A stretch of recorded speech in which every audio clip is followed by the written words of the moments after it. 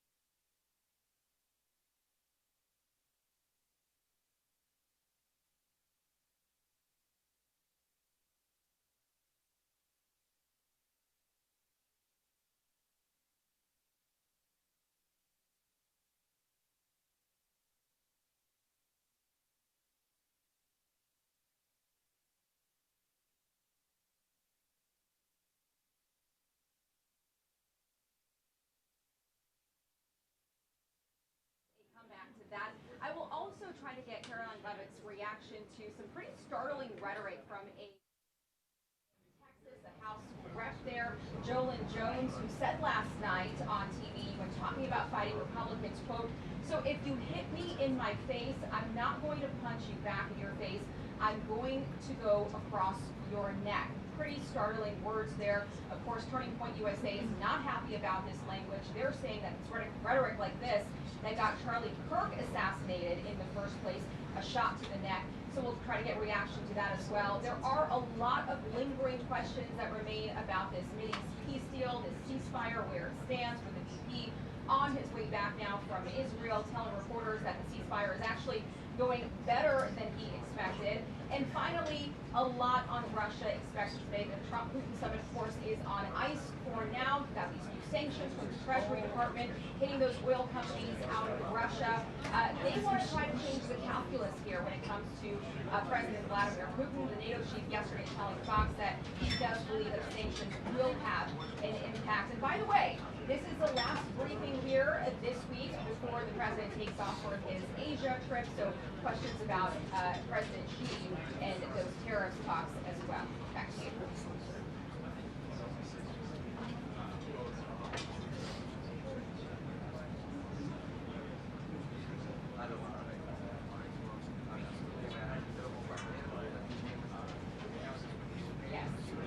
absolutely. In fact, we were talking with folks ahead of this briefing, and we were hearing that that might be actually one of the most popular questions of the day from the media here is questions about the renovations construction going on, not too far away from here. So we'll see.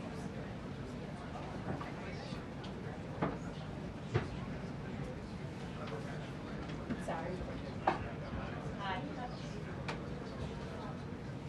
So, look, there's been a lot of pressure from Republicans over on Capitol Hill to get on with sanctions because they don't feel like the president of Russia is moving. So, of course, there is, looks like we might be starting here shortly.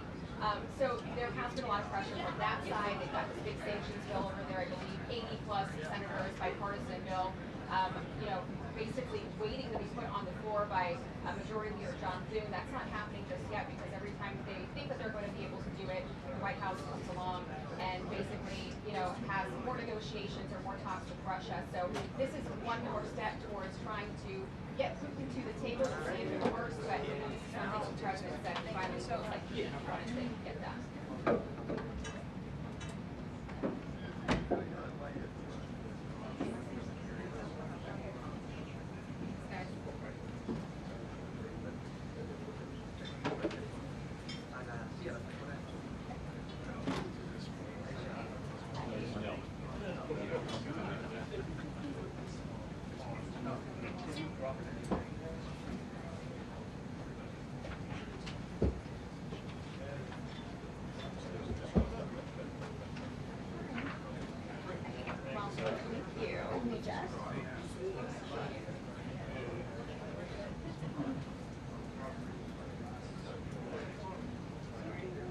Here. Is that mic on? It is now.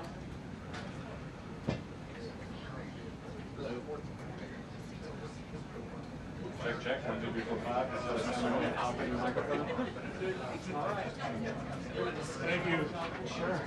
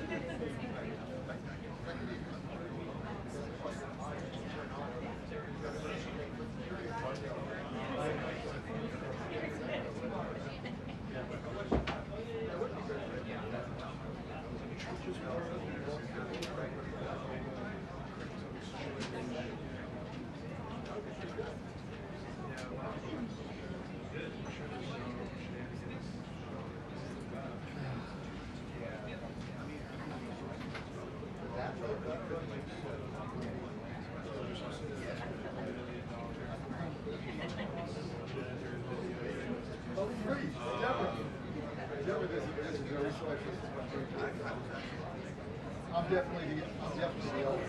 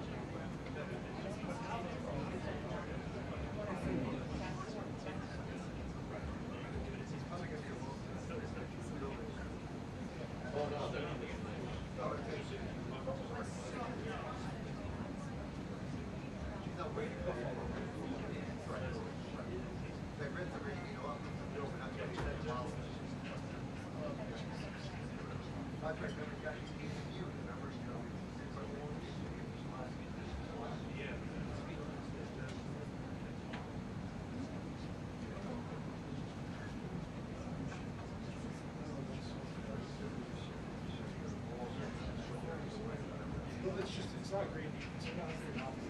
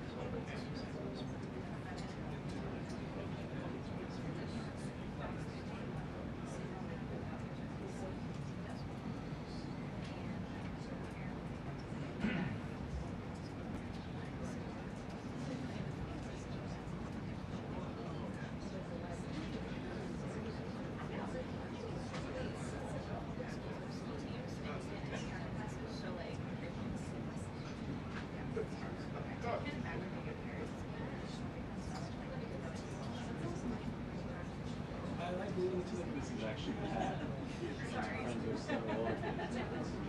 Yes, ski school. Yeah. They're out there hiring the instructor. Take them back from there. They're still hired. It's expensive. So much.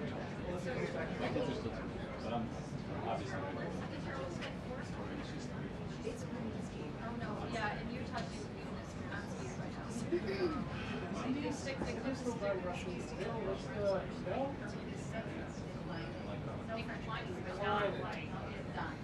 Their mountains are more convenient.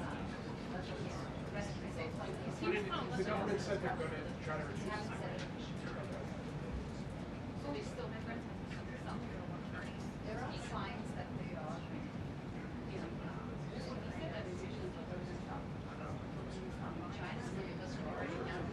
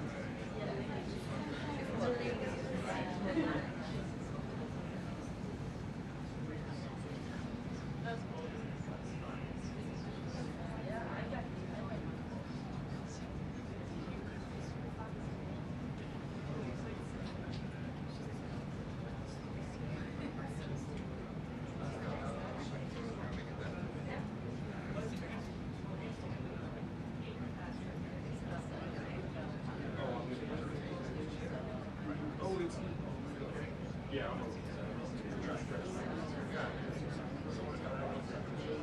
I'm not gonna be here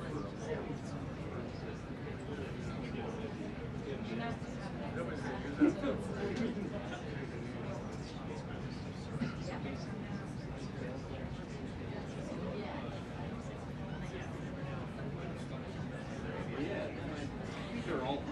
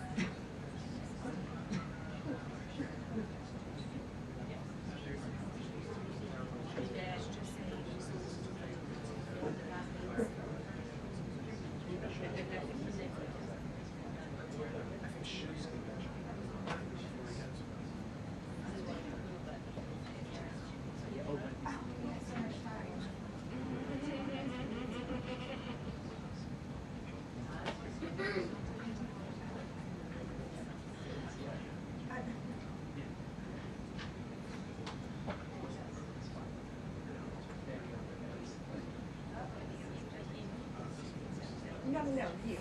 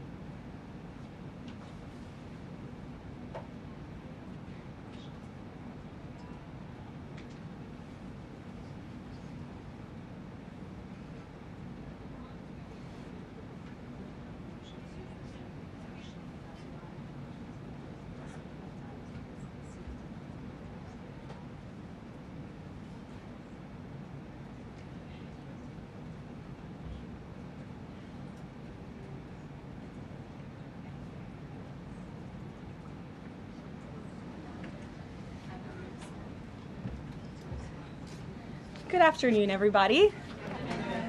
I apologize for my tardiness today, so let's get right to it. We'll begin today with some scheduling announcements for President Trump's upcoming trip to Asia. Tomorrow night at 11 p.m., the president will depart the White House to fly to Malaysia, where he will arrive on Sunday morning local time. It's a long flight. President Trump will participate in a bilateral meeting with the Prime Minister of Malaysia in the afternoon, and then he will attend the ASEAN Leaders Working Dinner that evening. On Monday morning local time, the president will fly to Tokyo. Tuesday morning local time, President Trump will participate in a bilateral meeting with the new Prime Minister of Japan. On Wednesday morning local time, the president will fly to Busan, where he will participate in a bilateral meeting with the President of the Republic of Korea, deliver keynote remarks at the APEC CEO luncheon, and then participate in a U.S. APEC Leaders Working Dinner. On Thursday morning local time, President Trump will participate in a bilateral meeting with President Xi of the People's Republic of China before departing to return home to Washington, D.C.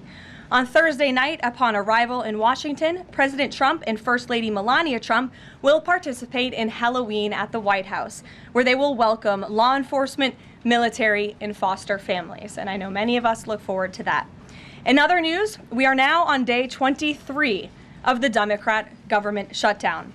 Senate Democrats have voted 12 separate times now to keep the government closed. Innocent Americans are suffering every day as a result. More than 500,000 civilian federal employees will miss a full paycheck tomorrow. Thousands of small business loans are going unapproved each month. This means almost $4 billion in capital is being withheld from small businesses across the country. The Democrat shutdown is also causing severe impacts at airports across the country. In one single day this week, the FAA had to issue ground stops impacting flights at Houston's George Bush Intercontinental Airport and Hobby Airport. 13,000 air traffic controllers who ensure that we all fly safely are continuing to work without pay. This is egregious and truly sad. Some of them are reportedly being forced to turn to driving for Uber and taking on other second jobs to make ends meet as the Democrats continue to shut down the government. Pilots are calling on Democrats to end this dangerous political game. The president of the Southwest Airlines Pilot Association called for the clean continuing resolution to be passed, saying, quote, "Our air traffic controllers and the broader air traffic system are already operating under immense pressure. A government shutdown only compounds that stress and threatens the efficiency of our skies." The Airline Pilots Association International, which represents more than 80,000 pilots, is sounding the alarm as well. They said this shutdown is undermining our system's safety. Resources are stretched thin, negotiations are delayed, and strain grows daily. With the Thanksgiving holiday approaching, we are nearing the busiest travel period of the entire year, when millions of Americans will go to airports to spend time with their loved ones. Let us be very clear from the White House today. If the Democrats continue to keep the government closed, we fear there will be significant flight delays, disruptions, and cancellations in major airports across the country this holiday season. If Democrats continue to shut down the government, they will also be shutting down American air travel. The White House is in constant communication with the air traffic controllers, with the airline associations, and with them, we urge Democrats to please pass the continuing resolution so we can just end this madness and this chaos and reopen the government. These are very avoidable consequences. The unnecessary pain, unfortunately, does not end there. Funding for the Supplemental Nutrition Assistance Program known as SNAP, which provides food benefits to low-income families, is beginning to lapse this week in some states.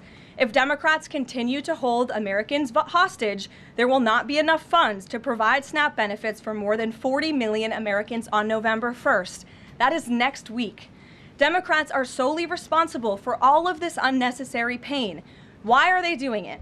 To give taxpayer-funded health care benefits to illegal aliens, some of whom are violent criminals.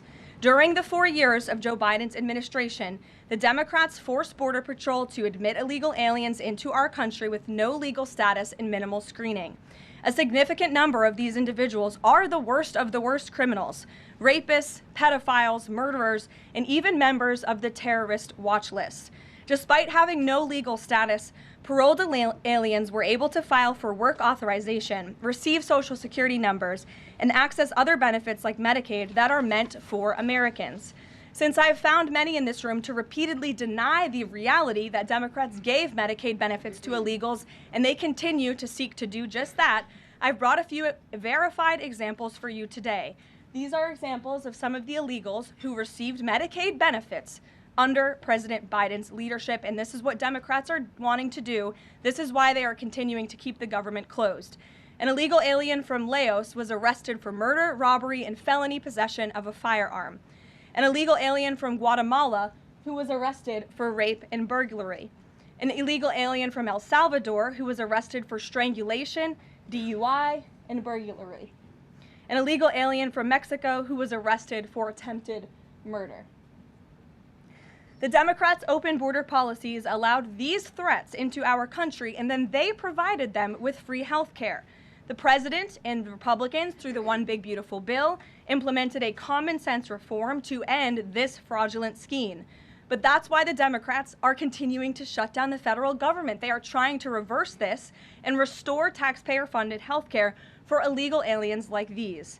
Throughout this shutdown, Democrats have said this quiet part out loud. Senator Chuck Schumer, the leader of the caucus that is refusing to open the government, said, quote, "Every day gets better as the shutdown continues." Ask the air traffic controllers if every day is getting better, Senator Schumer, and they will tell you absolutely not. House Democrat Catherine Clark said, "There are going to be families that are going to suffer. We take that responsibility seriously, but this is one of the few leverage points that we have." Here is a House Democrat who is admitting that they are using Americans who are suffering as political leverage. And Senator Bernie Sanders said, "If you reopen the government, we lose our leverage." This is pure partisan games. A senior Democrat aide said the party will not end the shutdown, quote, "short of planes falling out of the sky." That is truly a disturbing statement. The Democrats clearly don't care about this suffering. They care about playing political games against President Trump, and this dangerous charade needs to end. The president and Republicans' position has been clear and unchanged. Pass a clean, nonpartisan funding bill to reopen the government. And then we can talk about all of the partisan issues that the Democrats wish to. If you're watching at home, we urge you to call your Democrat senators and tell them to put our country over their party and reopen the government today. Here in our new media seat, we have Brittany Gibson of Axios. Brittany, why don't you start us off for our Q&A today? Thank you for being here. Two questions, if I may, Caroline. First is, we understand that the president and Republicans will not negotiate on ACA extensions until the government reopens. If and when that happens, what does the president think should be, or what are his plans for preventing rising healthcare costs for Americans? It's a very good question, and I'll leave that to the president to negotiate that when Democrats vote to reopen the government. When it comes to lowering healthcare costs, the president is deeply committed to this. It's why he has spent so much time and effort negotiating with Big Pharma to lower the healthcare costs of prescription drugs. All of you have been in the Oval Office for multiple different announcements. We've had these most favored nations deals with these large pharmaceutical companies committing to lowering drug costs in this country. So it's something the president wants to do. And Brittany, one more point. I'll just point out the irony in Democrats holding the government and the American public hostage over a healthcare system that they created. The healthcare system was called Obamacare. Why? Because Democrats and President Obama implemented. And Republicans have always said it's a broken system, yes, but they caused it, and now they want to shut down the government to fix it. We need to open the government, and then we can have these very important conversations about health care. And the Second, on H-1Bs and foreign students, during the campaign, President Trump said he wanted to make it easier for foreign students to work at U.S. companies, staple a green card to every diploma.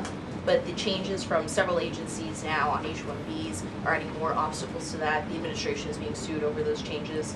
Can you explain the changes in the president's thinking on H-1Bs? Administration will fight these lawsuits in court.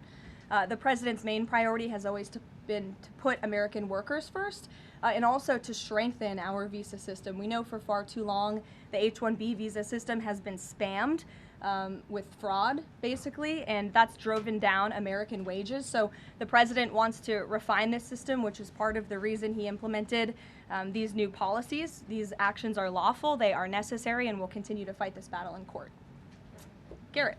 Two questions on different topics, if you'll Sure. indulge me. On the pardon of Changpeng Zhao, and apologies if I'm mispronouncing that name, Binance has significant business interests with World Liberty Financial, the president's family's crypto company. How do you respond to the allegations from Democrats that this is a corrupt act? I would respond and say the president is exercising his constitutional authority to grant clemency requests. And the president and the White House have a very thorough examination of every pardon request that comes to the president's desk. It is thoroughly reviewed by the White House Counsel Office, and I spoke with our great White House counsel about the pardon after it happened. This was an overly prosecuted case by the Biden administration. Even the judge in the case admitted that the Biden administration was pursuing a egregious over-sentencing of this individual, and the previous administration was very hostile to the cryptocurrency industry. So the president wants to correct this overreach of the Biden administration's misjustice, and he exercised his constitutional authority to do so. And to the Democrats, I would just say there's nothing more corrupt than what President Biden did on his way out the door, pardoning his extremely corrupt son and many of his associates. On the ballroom, the first of which will probably be several questions about this today, I imagine. Is it a big story? It seems that way. The president's cost estimate has changed several times. I think it's up to $300 million now. Given the nature of all this, will the White House commit to releasing all of the donors and how much they're spending and how much of his own money the president is putting on the line to this? We have released the full list of donors thus far. Perhaps there will be more people who want to generously contribute to this project. And the president, yes, has committed his own resources. And when he releases that information, which I'm very confident he will, you will all see that. We'll see a dollar figure from the president? Yes, you will. And I would also just add the president has been incredibly transparent. I would reject any notion otherwise when it comes to this ballroom project. It's something he personally has obviously taken an interest into and has talked with all of you in this room many times about. You have seen the model in the Oval Office. Last night he showed that for you. But when this plan was presented and when these renderings, as soon as they were complete, the president directed me to come out here and to share them with all of you. I did an entire opening remarks about what this ballroom project was going to look like.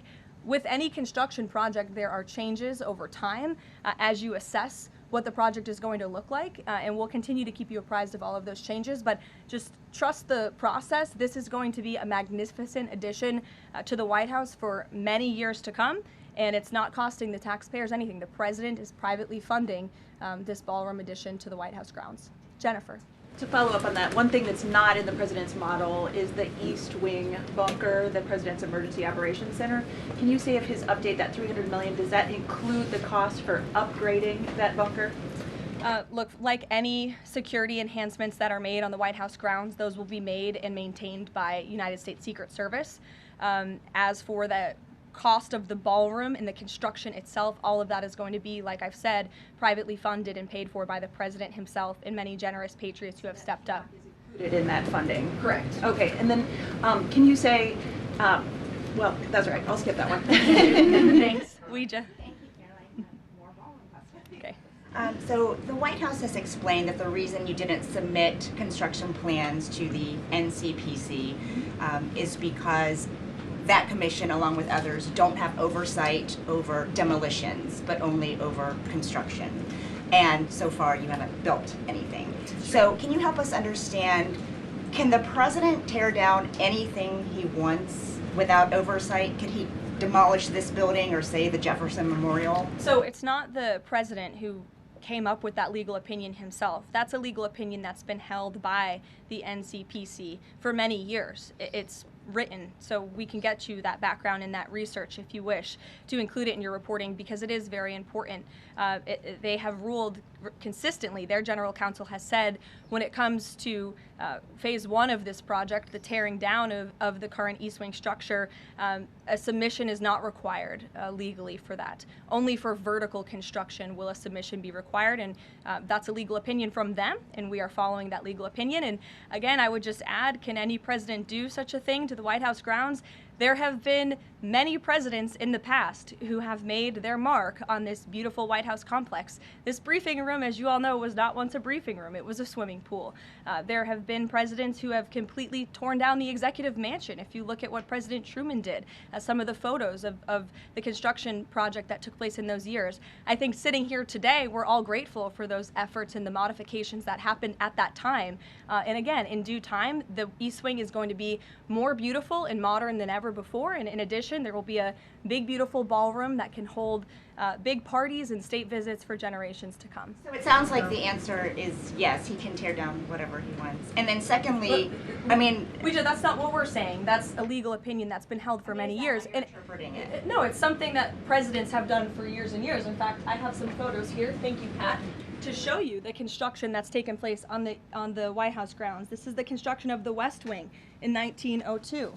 Look at this, the construction of the West Terrace in 1902. These images look quite similar to what you and the American people are seeing today, the construction of the East Terrace as well. You look at the construction of the West Wing expansion in 1934. So look, this is a legal opinion that's been held for many years. Look at, this is 1950. It looks a lot like what you were seeing today. Can he demolish anything he wants? What do you think that rubble is? How did that rubble get there? Right, so I'm asking, and then back to the donors. Go ahead, Reagan. Many of them are. Two Reagan, questions. go ahead. One on immigration and another on Venezuela. It's being reported that the semi-truck driver suspected of killing 3 people in a DUI crash is an illegal immigrant who came in under the Biden administration. Do you know if California gave him a commercial driver's license? And then it also appears that California largely has not been cooperating with English proficiency standards. I'm wondering if the administration has any further plans to punish the state. Yes, I can confirm that California gave this individual a license, and it is something that the Department of Transportation has already looked into. I know Secretary Duffy, who's doing a phenomenal job, has spoken on this many times in the crackdown that the Department of Transportation is taking on these licenses that are wrongfully being issued to people who clearly do not deserve to uphold these positions.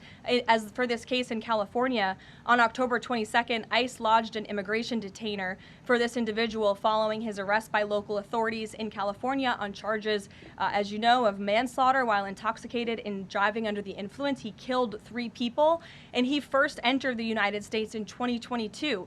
Through the southern border, and he was released into our country by the previous administration.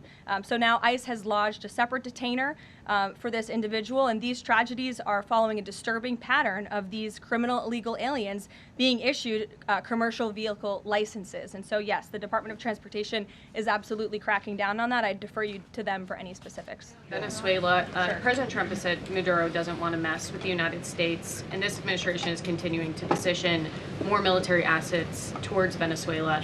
I'm wondering if the end goal of this narco-terrorist war is to implement a regime change in Venezuela. The president has spoken on that, Reagan, and I certainly won't get ahead of him. What we've made very clear is that this administration is not going to tolerate international narco-terrorist organizations from trafficking drugs into the United States. And these cartels over time have grown more armed, well-organized, and violent. They have financial means, sophistication, and capabilities needed to operate in the way this administration has. And they have illegally caused the deaths of tens of thousands of American citizens each year. So that's where we are right now with respect to Venezuela, but also any country that is sending purposefully illegal narco-terrorists to the United States of America to bring illegal drugs. Why don't we go in the back? The U.S. and Colombian relationship right now is at one of its lowest points in decades. We heard what President Gustavo Petro had to say about President Trump. We heard yesterday the response from President Trump.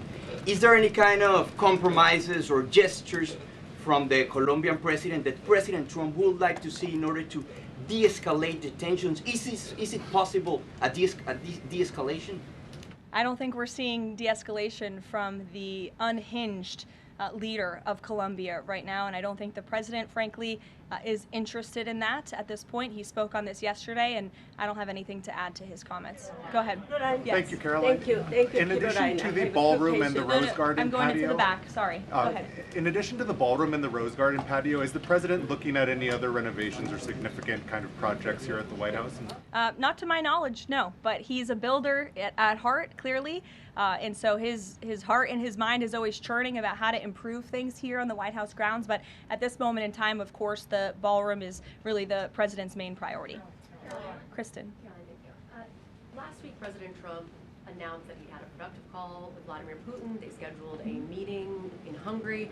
Since then, he has canceled the meeting and he has imposed sanctions on Russian oil companies. Can you talk about what changed that led to this dramatic shift, or even just what occurred in the last week that got us from point A to point B? Sure. Look, the president has always maintained that he would implement sanctions on Russia when he felt it was appropriate and necessary.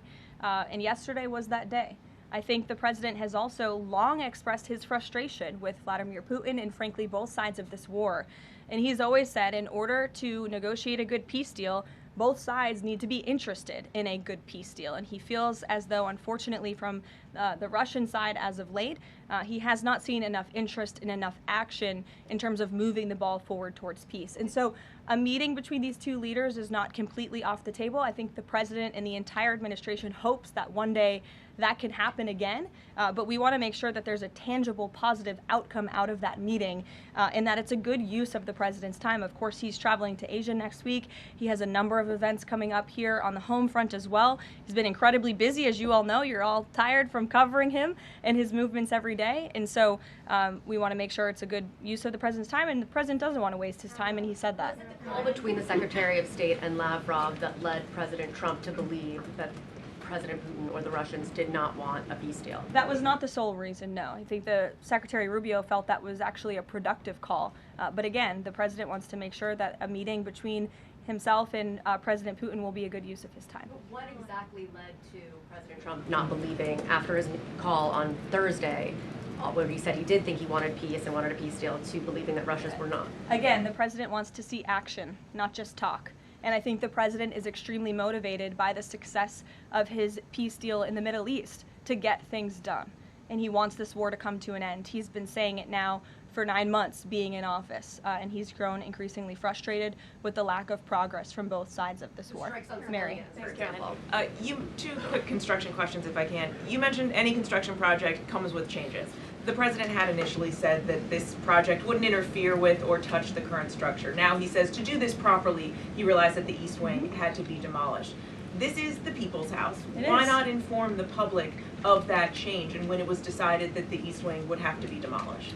Look, again, with any construction project, changes come, and we have informed all of you. We've been keeping you apprised of this project. We've shown you the renderings, and if you look at the renderings, it's very clear the East Wing was going to be modernized. Instead, in fact, I said that in the briefing when we initially introduced this plan to all of you and to the public. But modernized and tearing down are two different things. Well, again, the plans changed when the president heard counsel from the architects and the construction companies who said that in order for this East Wing to be modern and beautiful for many, many years to come, for it to be a truly strong and stable structure, this phase one that we're now in was necessary. And the president wants to do right by the people's house. And so that's exactly what he's doing. It's going to be, again, like I said, much more stable, strong, secure, and more beautiful than ever once it's complete. And the First Lady's offices, where will those be? The First Lady's offices, the Social Secretary's office, and the East, they will be back where they were? Yes. Perfect. Thank you. Cattle ranchers who supported the president's election have raised some concerns about plans to import beef from Argentina. How will the Trump administration support those farmers? Look, the president hears those concerns. He addressed them yesterday himself. President loves our ranchers, and our ranchers love our president. And in fact, the president did a lot for them in his first term here. They are struggling because of the many horrible policies of the previous administration. President loves our ranchers, and he also loves American consumers, and he wants to do right by both. So the immediate solution to the problem of the rising cost of beef, president wants to bring that down, as we have to increase our supply. And so that's what he's doing with respect to these imports. But the president also is looking out for our ranchers with a long-term plan that was released by the Secretary of Agriculture yesterday. It's a 3-part plan. It's very extensive and detailed. I would encourage all of you to read through it. But there's really 3 points to this plan that the president has agreed upon and has entrusted Secretary Rollins to implement. Number 1, strengthening U.S. cattle production through increased grazing access, endangered species reforms, enhanced disaster relief, increased access to capital, and reducing costs for new and young ranchers. We want to incentivize more Americans to get into this noble profession. Lowering long-term costs by cutting inspection costs, increasing market options for consumers with product of USA labeling, and ensuring consumers know that they are eating American beef. It's a good incentive for the American consumer. And lastly, growing the domestic herd while boosting long-term demand to reduce prices for consumers while growing the markets for our ranchers. So President hears them. He has to address both of these problems for the ranchers, but also for the American consumer. He promised to lower costs, and that's what he's committed to doing. Caroline, thank you. 2 questions not on the ballroom. The first is, there's a Democrat in Texas who's actually running for Congress who said last night during an interview when talking about fighting Republicans and this administration, quote, "If you hit me in my face, I'm not going to punch you back in your face. I'm going to go across your neck."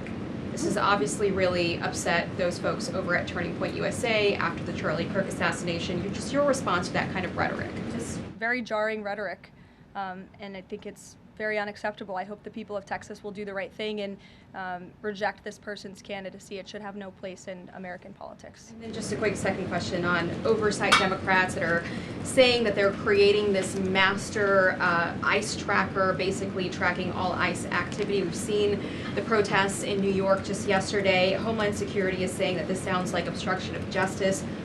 What do you say? Again, this is actively putting the lives of our ICE agents at risk. We've seen media outlets, in fact, in this room, also write stories about ICE tracker apps that Democrats and other left-wing activists have created to track the location of ICE agents on the ground in our communities. Again, I've said this repeatedly and I will continue to say it. The men and women of ICE are outstanding people. I wish a Democrat on Capitol Hill would actually have the courage or the guts to stand up to their party and sit down with some of these men and women who are doing this incredibly difficult job of enforcing our federal immigration laws. They are, again, simply trying to enforce the law and do their jobs. And if Democrats spent a little bit more time understanding that and also focusing on the people who they are trying to get out of our country every single day. As I spoke about earlier, 3 innocent people in California are dead because an illegal alien who Democrats let into this country was wrongfully issued a trucker's driving license and clearly was not fit for the job because he was driving intoxicated and killed 3 innocent people. Democrats should focus a little bit more on that. Stop trying to fight this president and this administration on every turn and restore law and order. That's all that we and these brave men and women of ICE are trying to do. Mary. Thanks, Caroline. I have 2 questions, one on San Francisco and one on the No Kings protesters. On San Francisco, the president said that he had a call with the mayor and he was planning on surging there, but now because the mayor really wants to fix it up himself, they're going to do that. Is this what Trump hopes happens in pretty much every city? The president hopes, and I've said this so many times, and I think the president's conversation with the San Francisco mayor last night and his statement today prove the president is willing to work with anyone across the aisle, across the country, to do the right thing and clean up America's cities. He is genuinely interested in this effort to make our streets safer, to make our cities safe and clean again. And he heard from the mayor last night who told him that he is going to earnestly try to make his city better on his own. The president heard him out. He said, okay, I'll give you a chance. We'll be watching, and if you need us, we are here. And if I feel as though you continue to fail your citizens, the federal government may have to step in. But we'll continue to watch San Francisco, and that law enforcement operation has now been paused. Thank you. And then on the No Kings protesters, I saw videos of people explicitly calling for violence against Stephen Miller, against the president, shirts saying we don't have enough assassins, calling for more political violence. Does the president want to see arrests here, and are we going to see arrests of these types of explicit calls to violence? I would think myself, the president, and everyone here at the White House certainly hopes that anyone who is making violent and illegal threats in that way against public officials will be arrested and prosecuted. Sure. Thank you. 2 questions. Would the president support the Senate ending the legislative filibuster to end the shutdown? This is something I haven't heard the president talk about much, so I don't want to speak on him for it. I'll let him answer that question himself. And do you have an update on the NASA administrator nominee? Do you plan to nominate anyone soon? Or does the president? I don't think so. Sorry. I'll leave that to the president himself. He'll make a decision in due time, and when he does, you will hear directly from him, as you always do. Back, we'll give our friends in the back a chance. Yes. As you mentioned at the top of the briefing, USDA has warned that it will run out of funds to pay full SNAP benefits next month if the shutdown continues. Senator Hawley is floating a bill that would ensure SNAP benefits are continued to pay during the shutdown. Would the president support such a move? And you also announced that the administration was using tariff revenue to keep WIC going during the shutdown. How long will that last? And is anything similar being considered for SNAP? Yes, the administration would absolutely support that legislation. We hope that it would come over the finish line, but the bill that will get everyone paid and put everyone back to work is the clean continuing resolution. That's what the president and Republicans want to see. Ed, go ahead, Ed. Thanks, Caroline. On the Russian sanctions again, how much pressure do you think that this sanctioning these two Russian companies actually puts on President Putin? Because the last administration sanctioned two other oil companies. So how much economic pressure is this really? A lot. If you read the sanctions and look at them, they're pretty hefty. And I saw some international news out of China this morning that they're scaling back oil purchases from Russia. We know India has done the same at the request of the president. The president has also pushed European countries, our allies, to please stop their purchases of Russian oil as well. So it's full court press for sure, and we expect that these sanctions are going to do harm, as the Secretary of Treasury said yesterday. Could there be more? Is this just the first step, or could there be more sanctions? I'll leave that to the president to decide. Sure. Or heard the NBA gambling, involved in the gambling issue there. Does the president gamble? What does he think about that? You know, I'm not sure. I don't think he does. I've been with him quite some time, and I have not seen him gamble before. I don't think he's a big gambler, but you can ask him yourself for next time you have a chance to, Ed. Go ahead. Thank you, Caroline. I've got two Hi, quick Jake, questions. and then we'll go to you. Thank you. Okay. You're welcome. Two quick questions. Back to the ballroom. It is a very spectacular ballroom, according to the renderings. And if it's half as nice as the one at Mar-a-Lago, then future presidents are really going to appreciate it. They will. Thank you, Jake. First of all, is there like an official name? Like, are we calling it the Trump Ballroom, or does the president have a vision for what the name for the ballroom is going to be? There will be an official name. I will let the president announce that once he firmly decides on it. Question is, looking at these renderings, and it kind of got me thinking, he's likely going to go down as the greatest builder of this era, and you've been in on a lot of those meetings with him. Has, to your knowledge, has the subject of rebuilding the Holy Temple in Jerusalem come up? It has not, no. It has not.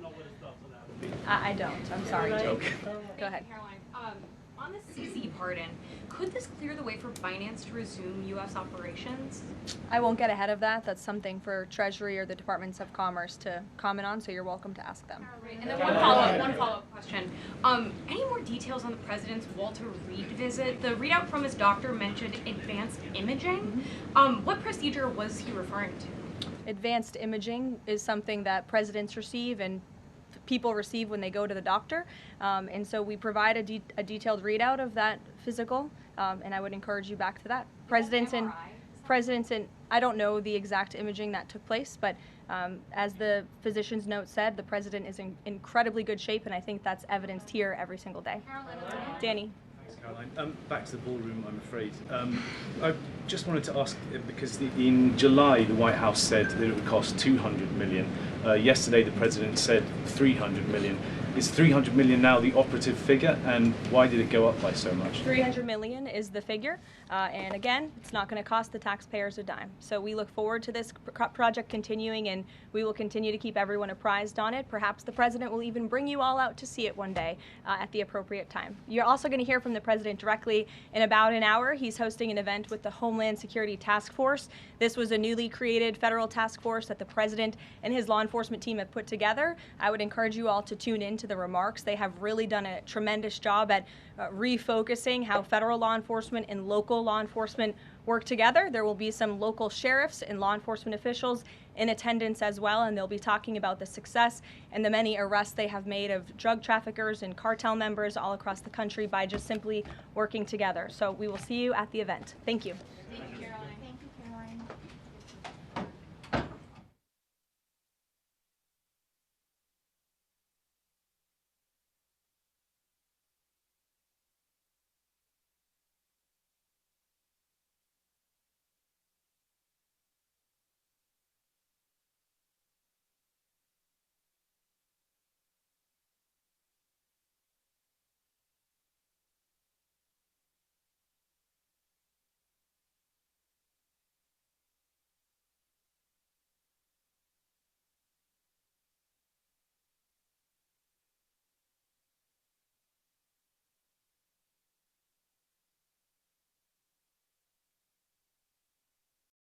Donald Trump and Republicans continue to be nowhere to be found. They're not taking these issues seriously. They continue to keep the government shut down and hurt everyday Americans. Why? It's apparent to the American people that when it comes to the Republican approach, cruelty is the point. Questions? I have a redistricting question. I know there's some Democrats in Illinois who have expressed concern about redistricting and how it would dilute black representation in the state. Do you still want Illinois to push forward with the redistricting? There are ongoing conversations in Illinois, but there is no congressional map that would move forward that would dilute the representation of black and Latino communities in Illinois or in any other state that is currently held by Democrats. Thanks. Thank you, Leader Jeffries. Jelana Jones running for Sylvester Turner's seat in Texas. She said on CNN, if you hit me in my face, I'm not going to punch you back in your face. I'm going to go across your neck. Is rhetoric like that appropriate, particularly in light of the threat against your life? Yeah, I'm unfamiliar with the context in which that was said. But let me just say, of course, again, political violence that we've seen in this country intensify throughout this year is unacceptable in any form against anyone for any reason. Thanks. You previously said that you were going to talk to Mamdani before early voting begins. Early voting begins on Saturday. Is that scheduled? And did you watch the mayoral debate? What are your thoughts? I have not had an opportunity to see the mayoral debate. I did see the end of the Knicks game, but I expect to have a conversation with the Democratic nominee at some point between this moment that we're in right now and early voting, which begins, I think, in the early part of Saturday. Thanks. Thank you, Leader. Senator Johnson is talking currently to Van Hollen's office and Senator Peters' office about a bipartisan bill to pay furloughed workers. If Speaker Johnson brings the House back in session to vote on that bill, which is being brought, is that something House Democrats could support? It seems to me that Speaker Johnson has no intention of bringing Republicans back to Washington to do their jobs, because they're the ones that shut down the government. They can't justify why they shut the government down. We as Democrats have made clear we want to sit down with anyone, anytime, any place in order to reopen the government, stand by our hardworking federal civil servants, find a bipartisan path forward toward a spending agreement that actually meets the needs of the American people and actually improves the quality of life of the American people, and at the same time decisively address the Republican health care crisis. We've also made clear as House Democrats that we will consider in good faith anything bipartisan that emerges from the Senate. Thanks. Thank you, Mr. Leader. Just want to follow up on the death threat and the Speaker. Just to put a pin in it, have you heard from the Speaker or any member of Republican leadership in the days since the death threat? Not a single Republican has reached out, either from the House, the Senate, or the White House in connection with the death threat and the arrest. But that does not surprise me in terms of the environment that we're in, because these individuals, these extremists, are the ones, they can't justify the fact that Donald Trump pardoned hundreds of violent felons on his first day in office, people who brutally beat police officers, including seriously injuring on these Capitol steps, 140. And then on Donald Trump's first day in office, he pardons these violent felons and then unleashes them on American communities all across the country. And many of them have reoffended. And the Republicans, of course, as they always do, have supported that extreme action. And they just can't simply justify the fact that they've put the safety and well-being of the American people in jeopardy by their reckless actions. Would you say that not hearing from the Speaker, does that indicate like a waning in the relationship that you have? You say it's a forward-looking relationship that does that change the way that you hold the relationship, view the Speaker, that you haven't heard from him? The most important issues for us here in the Congress is to address the quality of life issues for the American people. We need to drive down the high cost of living, and we remain committed to finding a bipartisan path toward doing that in the context of this spending agreement, and of course we have to decisively address the Republican healthcare crisis. For us, this moment is all about the American people. Like, understand the reality of what the American people are confronting right now. Costs are way too high. And we know that Donald Trump and Republicans, they promised to lower costs on day one. That's what they said all of last year, lied to the American people, because costs haven't gone down, costs have gone up. Inflation up. And we're going to see that again tomorrow when the numbers come out. Electricity bills through the roof. Housing costs out of control. Grocery costs way up. Trump tariffs causing thousands of dollars in additional expense on everyday Americans. And now the extremists, the Republicans in the Congress, in the House, in the Senate, in the White House, could care less about the fact that tens of millions of Americans are about to experience dramatically increased premiums, copays, and deductibles. That's out of control, and they could care less. What are they doing? Destroying the White House so that Donald Trump can build a ballroom where he's celebrated like a wannabe king. Donald Trump's trying to steal $230 million from the taxpayers by shaking down the Department of Injustice. And these extremists, they somehow have managed to find $40 billion to bail out Argentina, and they can't find a dime to extend the Affordable Care Act tax credits for working class Americans, everyday Americans, and middle class Americans. The whole thing is a disgrace, and the American people see it. Thank you. On redistricting, we're hearing that you're getting involved in Ohio's redistricting process. Can you expand a little bit about what you're doing, who you're reaching out to? We are going to support efforts to make sure that there are fair maps all across the country in the face of what Republicans are endeavoring to do, which is to rig the midterm elections by gerrymandering congressional maps, because Republicans know that if the election were held today, they would lose, and lose decisively. Republicans have done nothing to make life better for the American people. The only thing that they've done this year is to enact their one big ugly bill, largest cut to Medicaid in American history.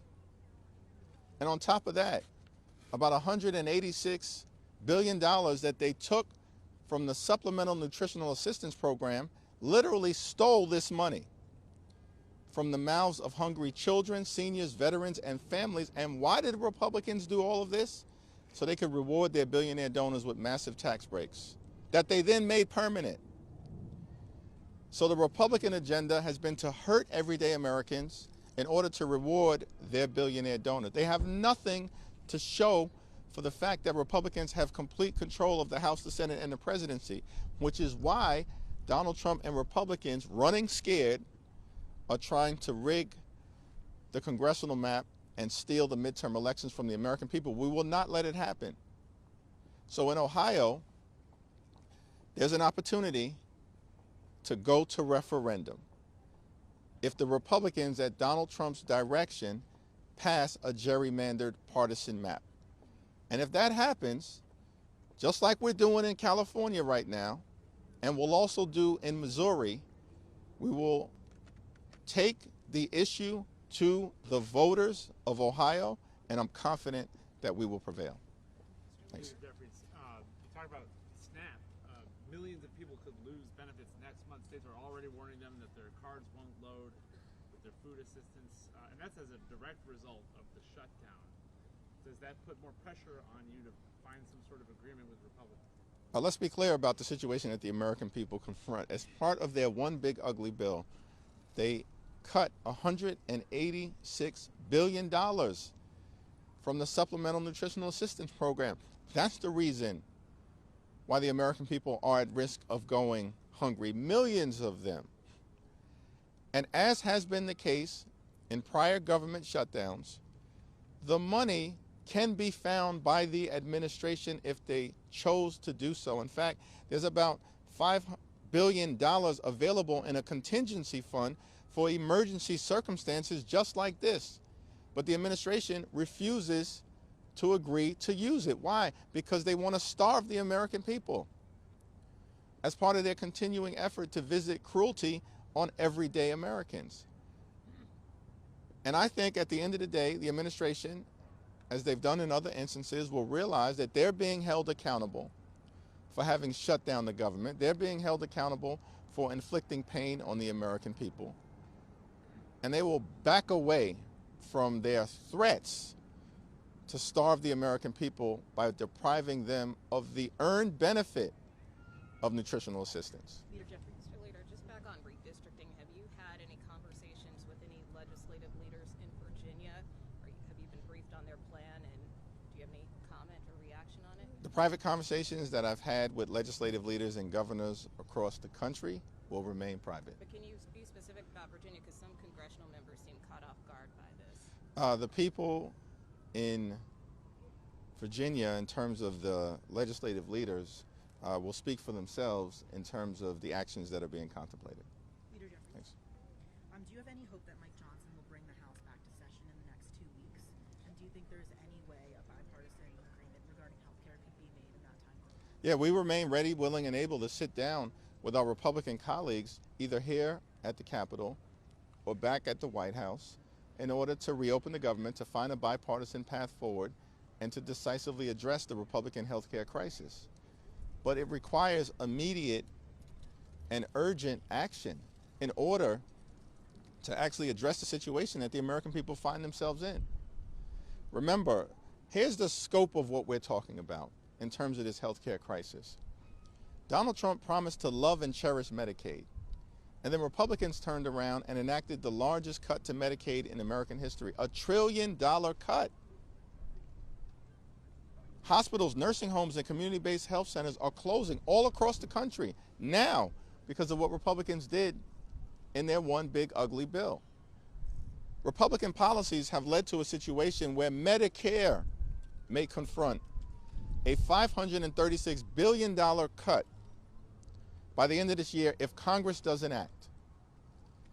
Because of the Republican refusal to extend the Affordable Care Act tax credits, tens of millions of people are receiving notices right now that their premiums are about to skyrocket, and they're going to face medical bankruptcy or the inability to see a doctor when they, their children, or their families need one.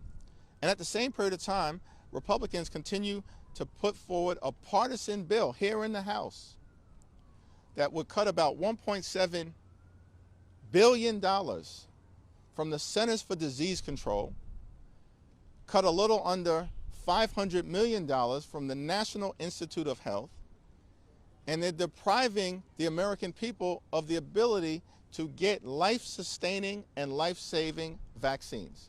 This is the Republican healthcare crisis. It is enormous. It is devastating. It is crushing everyday Americans. And that's why Democrats believe decisive action needs to be taken. Thanks, everyone. Thank you.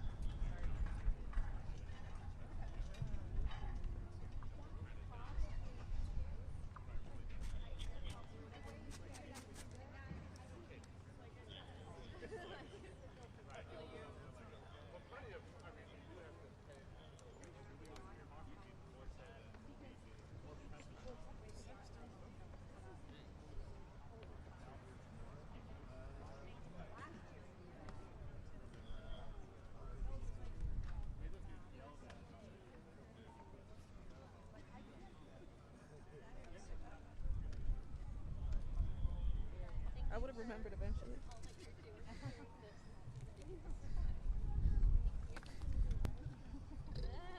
I'd like to do something else. Hopefully soon enough. Thanks, Kim. Yeah.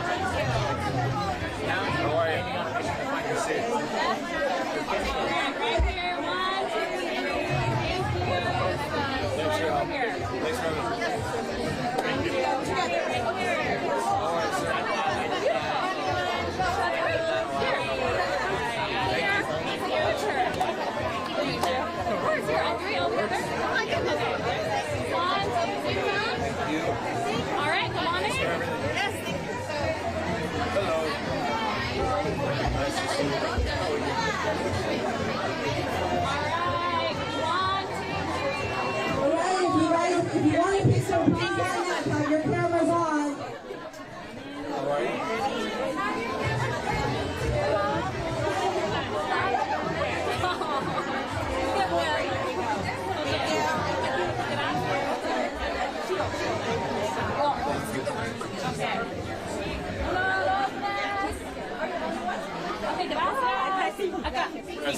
Okay, I'll take two. Okay. This way, this way. Okay.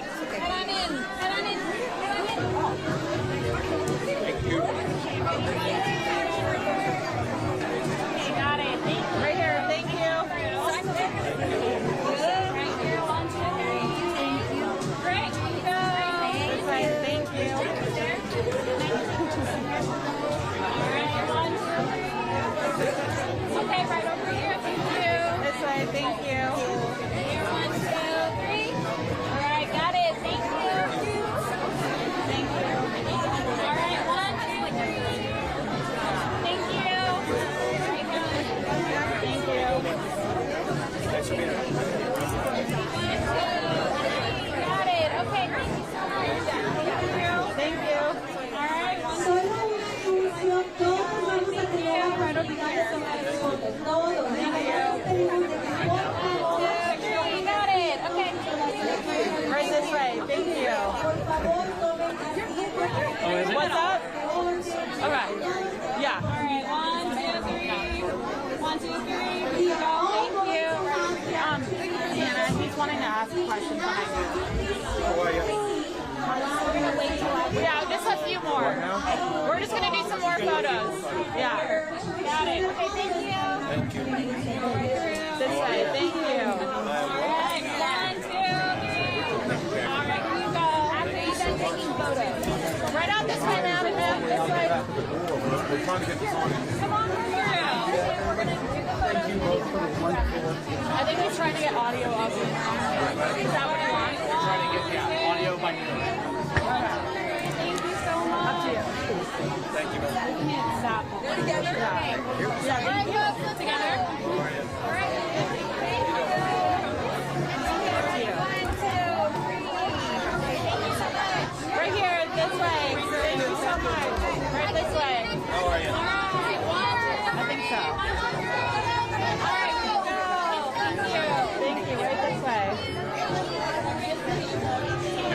Yeah.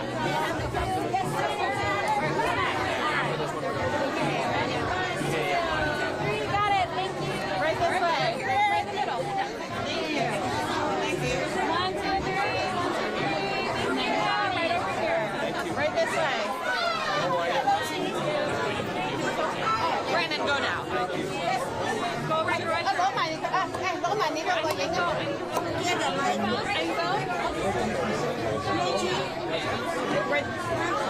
Yeah. Have your phones ready. Nicole. Camera ready? Yeah, you switch off so that it's ready. Thank you. Go for it. Thank you. Right in the middle. Thank you. 1, 2, 3. Thank you. Right over here. Right this way. Thank you. Right this way. Okay. How you? Yeah, thank you. All right, ready? 1, 2, 3. Right this way. All right, who's next? Follow this way. Thank you. Okay, 1, 2, 3. All right, got it. Right here. Thank you. Yeah, thank you. All right, 1, 2, 3. Can you text him? Right over here. Yeah. You need to talk to him. Yeah. Thank you. Yeah, thank you. Right this way. Ready? Right here. 1, 2, 3. Got it. Thank you. Right this way. Thank you. Okay, 1, 2, 3. All right, thank you. Come on in. Thank you. Right this way. Right here. Done. Thank you. 1, 2. Okay, so now we are asking everyone, Right this way. members who would like to take a picture, go ahead and line up. Go ahead and line up. Right this way. Please do it Thank you. orderly, please, so we all have an opportunity to take a picture. Ahora le pedimos a todos Right this way, please exit this way. Pónganse niñas, pero en orden. Por favor, tengan orden para Thank you. Gracias. En orden, por favor. Gracias. Thank you. Together. We'll all get an opportunity. We'll all get an opportunity. This way. Thank you.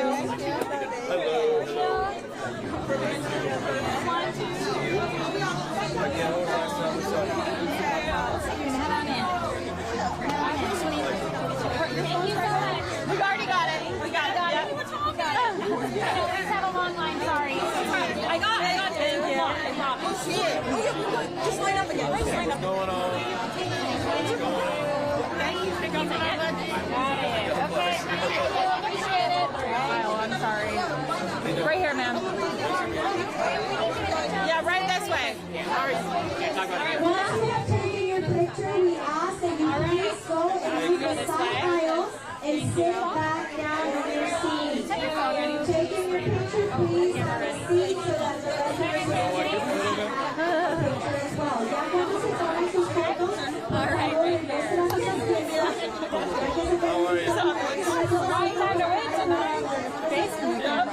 Gracias. Thank you. God bless you.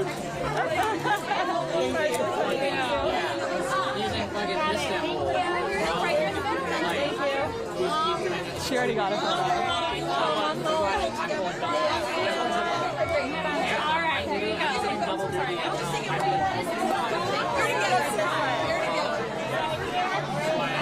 We're gonna check.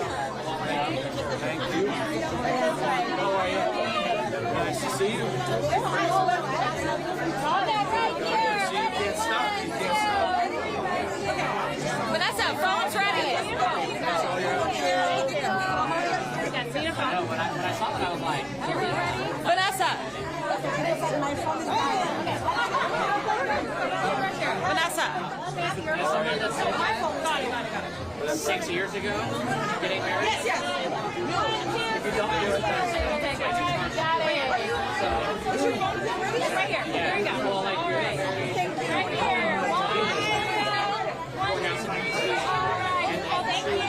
Right here. Right over here. Nice to see you.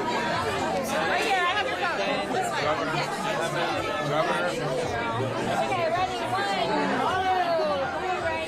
I have a group of 13. All right, got it. Love that. Oh, right this way. Let's encourage beautiful. Here you go. Come back. Out this way. Out this way. This way. Here. We having all a group picture of our weekend. You take like they always do. Come on, you guys. Come on. Let's go fast. Come on. Let's go. Okay, everybody. Everyone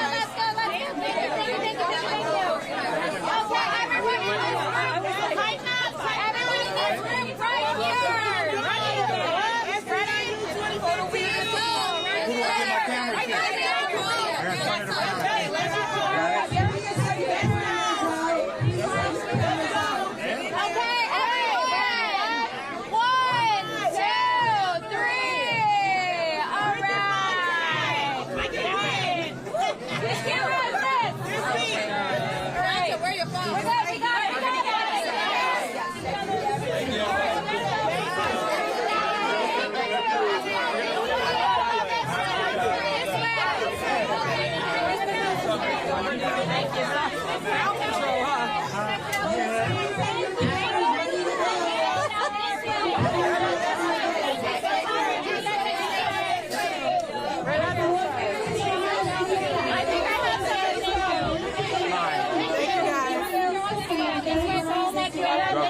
Governor.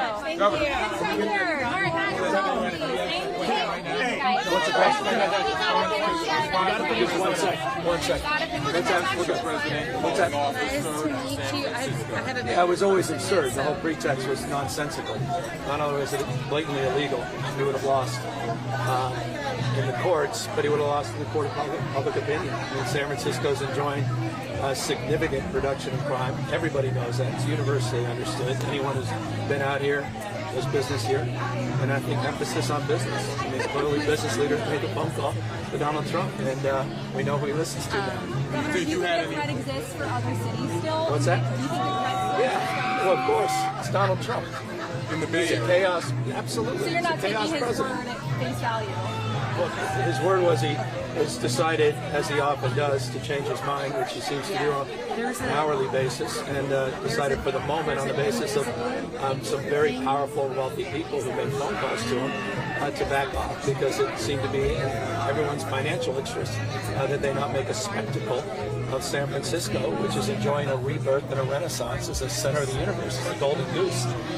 And it's one Donald Trump understands intimately, because it's the reason that he's made a few $1 billion on this great grift in the last few months as president. Billions of his dollars have come from Silicon Valley, from crypto industries, and from folks that are very well connected. So those folks made phone calls and put pressure on him. And again, the pretext was absurd. It was laughable. There was nothing going on in San Francisco to justify it. It's just completely illegal. So in every way, it's not surprising, because it's so consistent with who Trump is and how broken this man is, that it would take business leaders to make phone calls, not the people that he should be representing. And those that are under deep anxiety and fear that didn't show up to work today because of folks that are assembled in the space. So I'm not thinking for a second that's the end of this in California. Quite the contrary. This guy's just winding up. Watch Election Day. Watch ICE, not just National Guard. Watch what's going on in your own eyes all across this country. This guy is a chaos president, and I don't know what more symbolic or substantive example you need of that than what he just did to the east wing of the White House. Any conversation with the president or Homeland Security or any federal agencies? We've had plenty of those conversations in the past. We were aware of some new deployment of our guard. We'll see if it's being held up. It's up in Portland to be determined. Look, again, if you think this story was ended and it's got a period or an explanation next to it, come on, you guys are too smart. You know better. But I'm very pleased. I want to applaud the temperance of the mayor and the job he did receiving that phone call from the president. I've been on those phone calls as well, and I appreciate those business leaders who made those phone calls, and I appreciate for the moment this guy came to his senses. He's an arsonist, putting out his own fires. These are fires of his own making. This whole thing is theater, but it has real economic consequences, and it has real emotional consequences to people, many that you see here. I mean, this is one of the most diverse rooms in one of the most diverse states, the world's most diverse democracy. And these people don't think these games are fun. And they don't think this is ending. They don't take the President of the United States at his word, and nor should they. And so we're very vigilant and mindful, but nonetheless relieved for the people of San Francisco at this moment. Another boost for Prop 50. Well, it just reinforces. I mean, this is a great turnout for Prop 50. And look, Prop 50 is our reaction to this authoritarianism that's going on. These attacks, these assaults. This guy is wrecking this country. He's wrecked the economy. He said we were going to be wealthier and healthier. We're poor and now sicker. I mean, this is an imperial presidency. He's failing and flailing. And in response to that, he wants to rig next year's midterm election because he knows he's going to lose. And he said that, by the way, at the White House 48 hours ago. And so the only way he can win is to cheat. And Prop 50 pushes back against that in a very aggressive way. And this state is going to fight fire with fire. We're going to win, but we're going to win because of the folks behind it. Thank you, guys.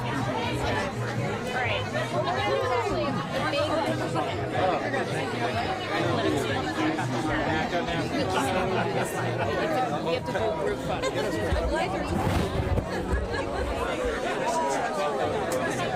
Jerry.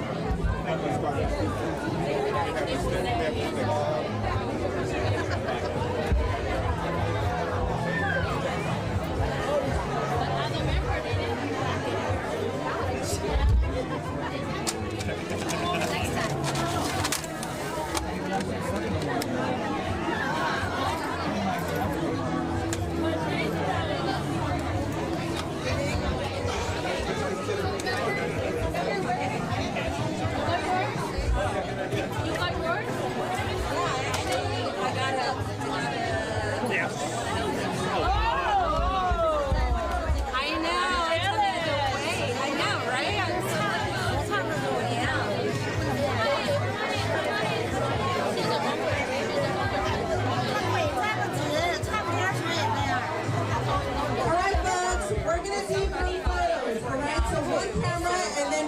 person is going to give it to all of you. So we're going to do groups of... All right, let's keep going. Keep going.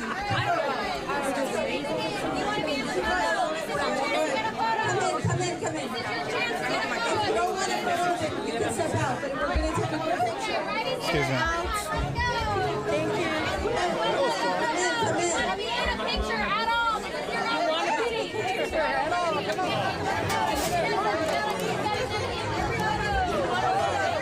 Sorry, I'm trying to. Yeah, Vince.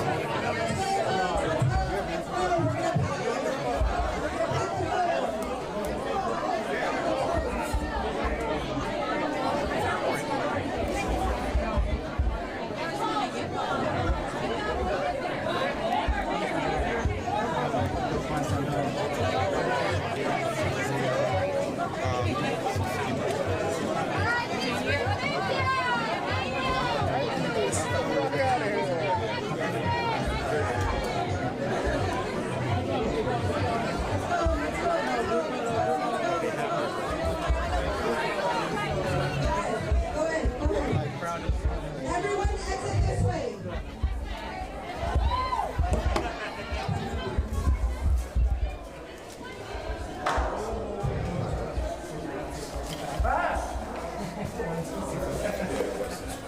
Yeah. 1207. Oh, yeah. Right, I'll meet you guys there. I'm just gonna go tell them now. Tell the rest of the staff where to go. Let me, ouch. All right, I'm just turning this off.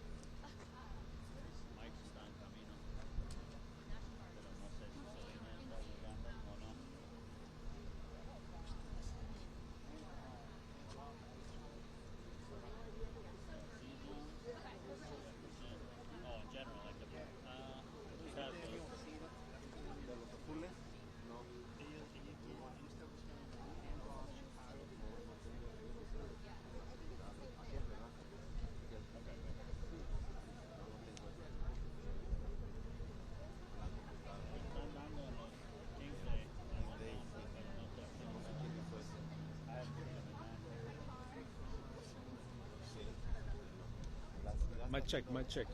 Testing, 1, 2, 3, check. Check, 1, 2, 3, my check.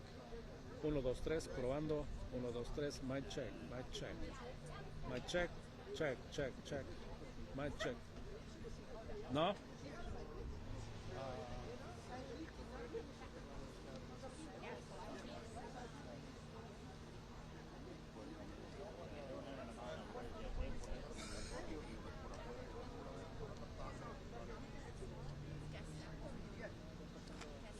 Hey, Marcy. So the president of the Chinatown Chamber of Commerce, Jimmy King.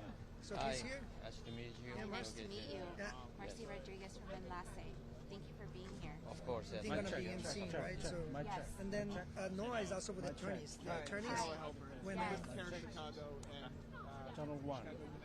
you know, funny. So they were there yesterday. Remember, they did a statement, but they're also part of the legal lawsuit. So I like to see at the end. We're not officially, but labeled. But I sat in on the team. All right, cool. I was Yeah. there, but I'm not part of that legal team. But I was there to listen.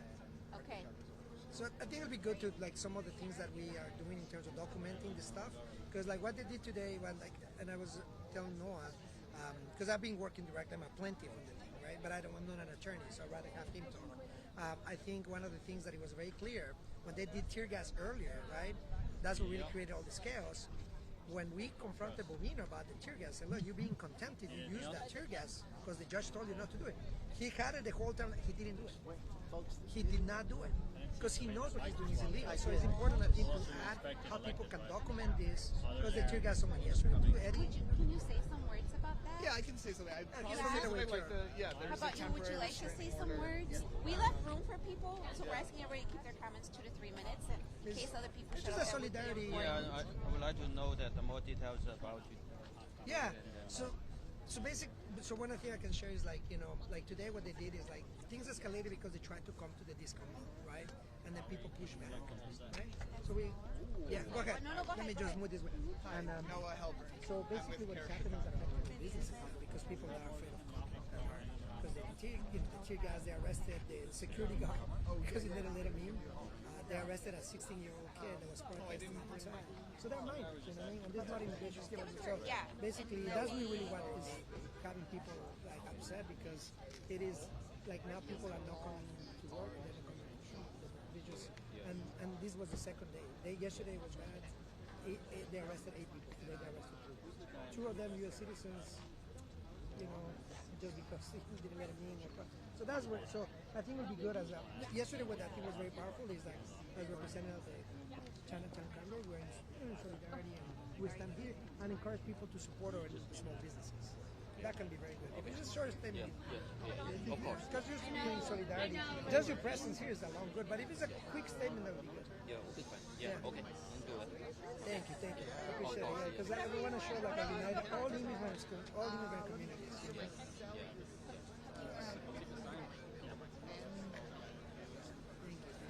Yes, and I would just say that as our Chinese community, we are all immigrant community. We would like to support all the community businesses. That's why we are from the chamber.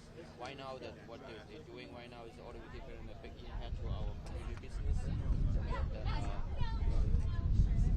We just want to do fairness and do all the people, right? Exactly. Yeah, so just simple. Thank you for being here. Of course. This is Rebecca. Jimmy is the president of the Chinatown Chamber of Commerce. Nice to meet you. Okay, thank you. Support. And then Noah is from the Chicago United, so he's going to be talking as an attorney. Okay. Noah is going to talk as an attorney. So he's talking about what we're doing with the TRO. Okay.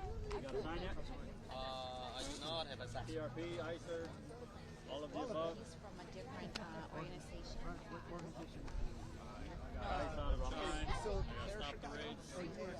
Yeah, they're Chicago or Chicago United Family.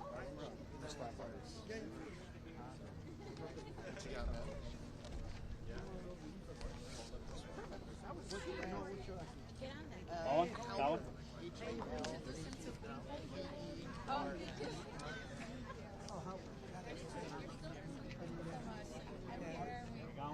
No, he has an extra eye. Yeah. So we are doing like another one. Oh, okay. Yeah, that's mine. Yeah. Mike is here. Whatever balance is there. But the kids are going crazy. There are a lot of rumors. So we don't want to mix it. 3 others. 7 others. Yeah, because I was like, thank you.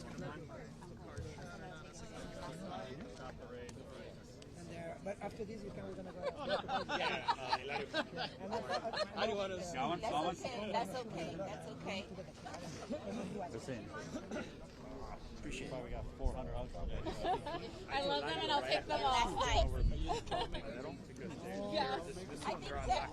Could we have? Can you tell them if we can have extra? I'm sorry, everybody. Can we have our speakers maybe on the kind of on the first row of the sideline so it's easy for them to come up to the podium? Thank you. Thank you, everybody, for being here. Everybody got a sign of one?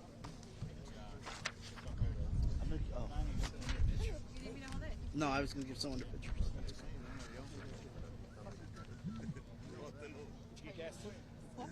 I didn't, but I ran to the fucking Starbucks PSF. Thank you. Appreciate it. I rinsed the hut.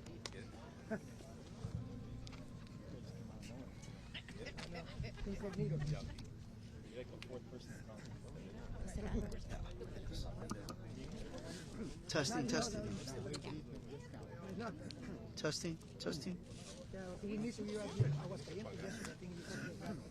Testing.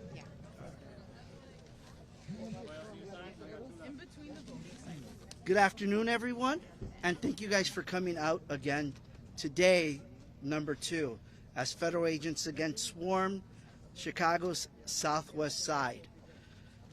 My job today is to go make the run of show a little easy, and I'm going to ask Marcela Rodriguez, the Executive Director of Enlace Chicago and co-chair of the Illinois Latino Agenda. Hi, everyone. Thank you for being here once again. Some of us came together yesterday. As Angel said, I'm Marcela Rodriguez, executive director, I'm sorry, of Enlace Chicago, and I'm co-chair of the Illinois Latino Agenda. I woke up this morning and I didn't realize that today I was going to have the opportunity to realize one of my dreams, which is if I wasn't doing the work that I do today, I'd probably be an actress, according to me, in my mind. And I didn't know I was going to be a part of the Gestapo reality show. I witnessed firsthand the disorder and the chaos that these federal agents, ICE, and CPB bring to our neighborhoods. Once again, they were here yesterday creating havoc, and they are here again today. But so are we. And we will continue to be here as many times as we need to be here. We need to get them to understand that we are not going to go anywhere. Our community needs to understand and know that they are not alone, that we are going to stand with them every day, and we are going to show up for them every day. And we'll see, we'll play this getting tired game and see who gets tired first. They come to our communities, and once again, one car almost hit me today. They are driving down our streets, around our schools, trying to injure us, trying to scare us. The community is angry. We are angry. And we need to let them know that we are together. We are coming together not just with the Latino immigrant community, but with the Chinese immigrant community, with the Islamic immigrant community, with the Arabic immigrant community, with the Polish immigrant community. We are in solidarity with each other, and we will continue to be here. And with that, I'm going to bring up to the mic Alderperson Mike Rodriguez.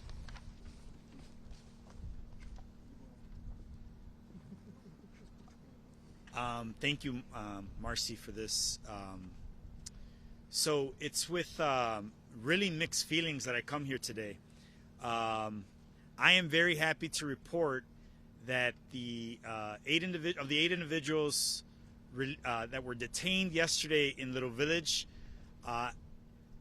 all of the citizens that were detained have been released, including 2 of my staff, one of which is here with me today, Elian Baena, also who is a elected official, the 10th District Commissioner for the Community Safety and Police Accountability Commission.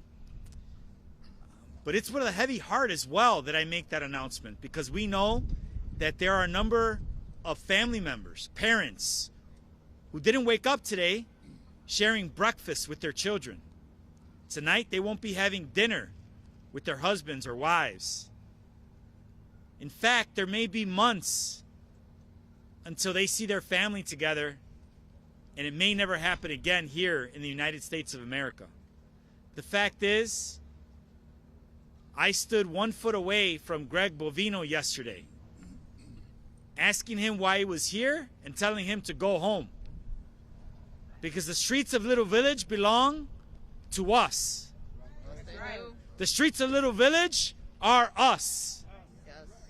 We keep us safe. Today I'm here also to announce that my office at 4035 West 26th Street, right off of Pulaski and 26th, in the heart of Little Village, will be an immigrant triage center for the family and loved ones that have been kidnapped by this federal administration. There, for the next several days, you will find the staff of Senator Dick Durbin and Congressman Chuy Garcia. Also, I think we just confirmed the mayor's office will have staff, and we're looking at potentially the governor's office as well. We'll have staff with us in my office for the next 48 hours at least, because we believe ICE will be back. I'm sorry to say that, but we do think that ICE will be back. But let me tell you something. We will be ready. We will stand united.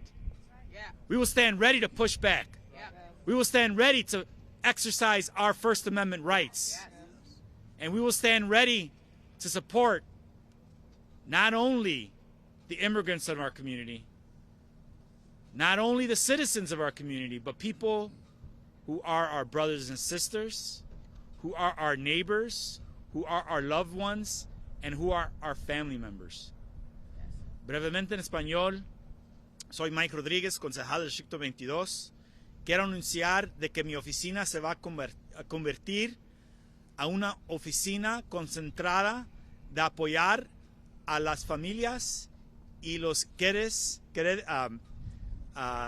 sus seres queridos de nuestra gente que sea secuestrado por los agentes federales de Donald Trump.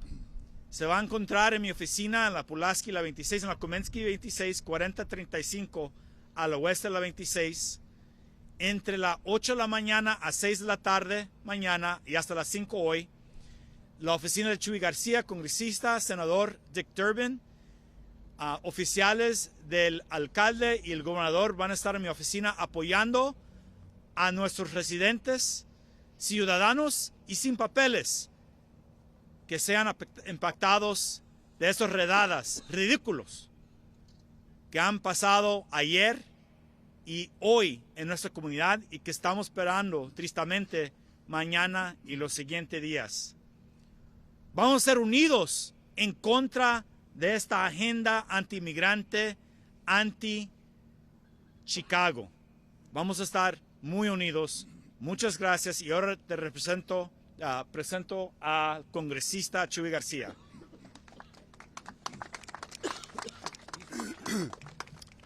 Good afternoon, everyone.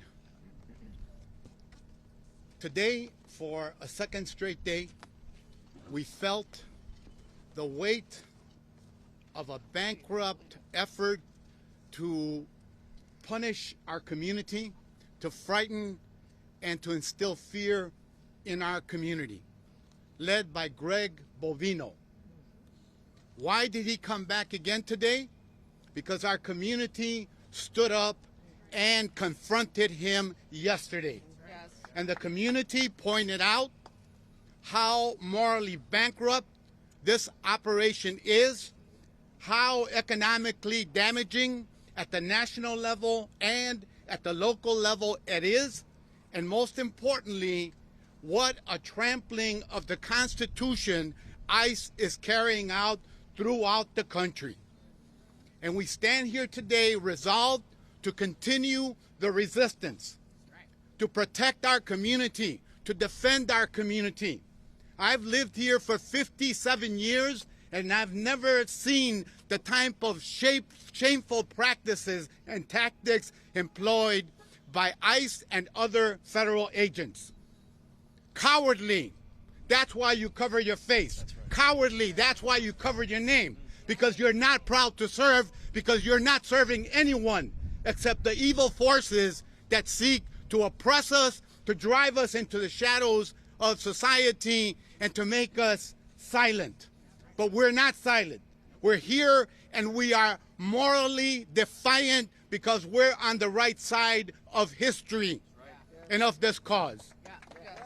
I'm proud to announce that tomorrow a fact-finding delegation of members of Congress, numbering almost 20 from across the country, will be here to document what has transpired and to return to Washington to fight for the rights of immigrants and the rights of everyone who wants our democracy reclaimed and restored.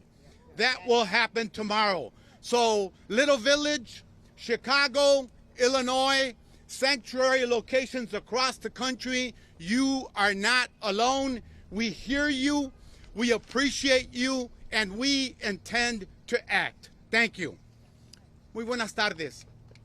Por el segundo consecutivo día, esta mañana, nuestra comunidad fue atacada nuevamente por un equipo de agentes federales que moralmente son corruptos y están en la bancarrota. ¿Por qué regresaron por el segundo día?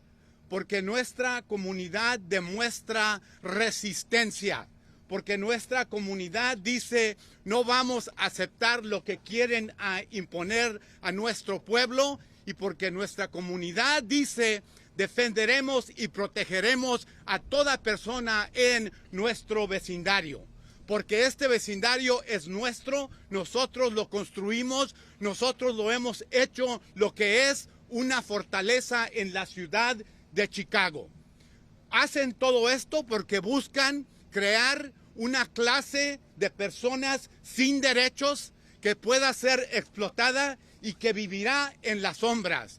Pero nosotros rechazamos vivir en las sombras, reiteramos nuestros derechos humanos y nuestros derechos constitucionales, y por esa razón mañana representantes del Congreso de los Estados Unidos estarán en Chicago documentando, hablando con el pueblo que ha sido afectado, con los vecindarios, para retornar a Washington y luchar para restaurar el orden de la ley y de la Constitución. No nos van a atemorizar, seguiremos resistiendo, seguiremos unidos y seguiremos en unión con el resto de la gente de Chicago y del estado de Illinois. Que viva la democracia. Muchas gracias.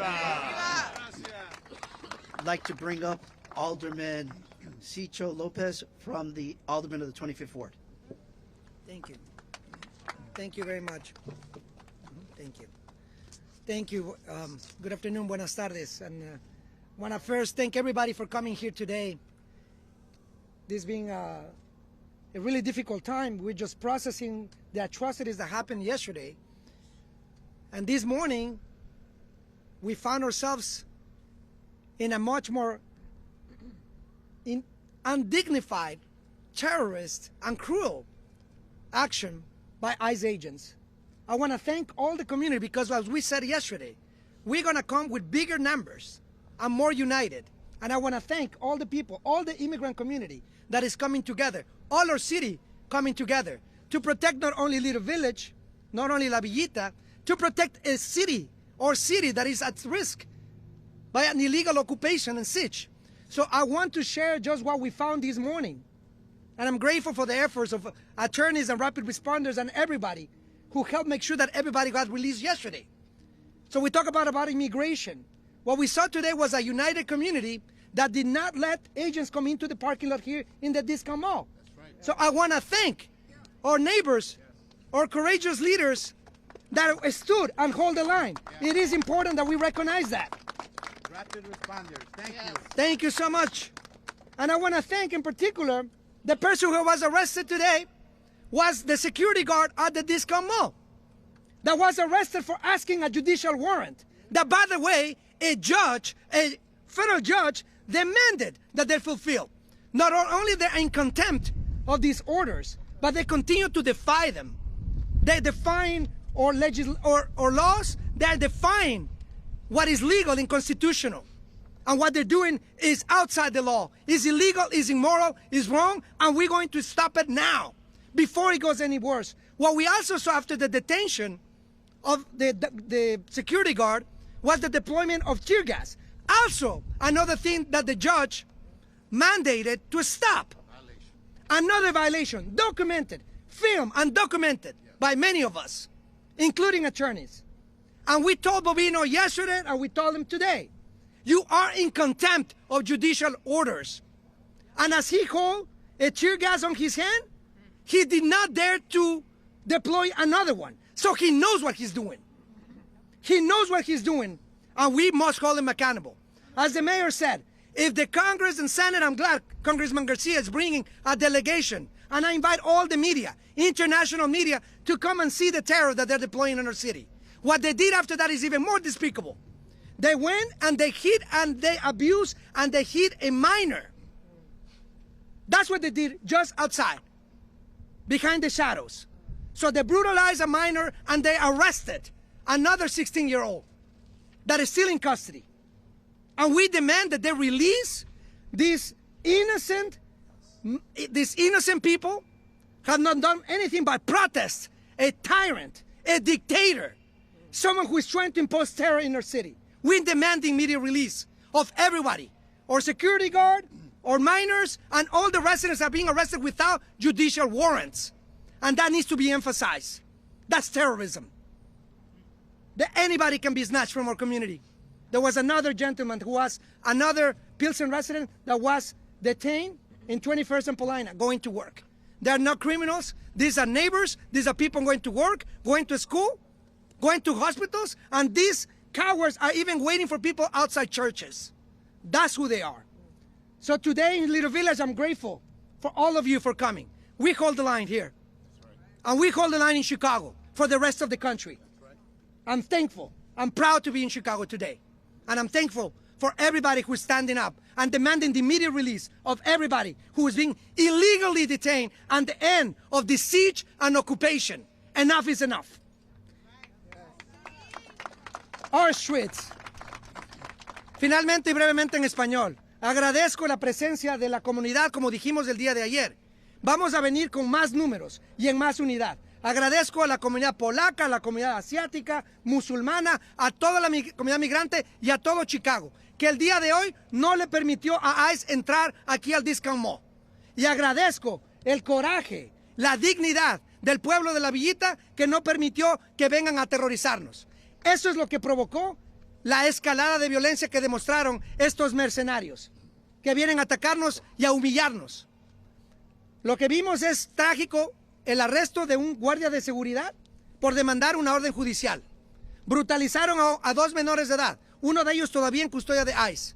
Demandamos su liberación inmediata, demandamos el cumplimiento de las órdenes judiciales y el fin de esta ocupación ilegal. Agradezco al congresista el haber traído delegaciones de federales, a la prensa internacional local que venga a constatar. Están desafiando y descartando órdenes judiciales, están desafiando las leyes y debemos nosotros pararlos aquí y ahora en nuestra ciudad. Este es nuestro barrio, nuestra ciudad y decimos fuerte y claro, fuera ICE, fuera mercenarios, fuera dictadores. Muchas gracias. Next up, I'd like to bring up State Senator Celina Villanueva.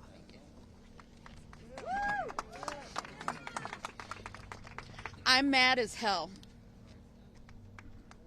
I'm mad as hell because I am a proud Little Village resident. I grew up in this neighborhood. I am a Southwest Sider. I live in my family's home that I grew up in, and I think every single day about the people that I represent in my district and the people throughout the state of Illinois, because the responsibility goes beyond that as well. I think about all the families that are being broken in this moment, people's rights that are being trampled on, their civil rights, their human rights, their constitutional rights. And what I saw today was a continuation of fascism that Donald Trump and his cronies are trying to instill throughout our entire country.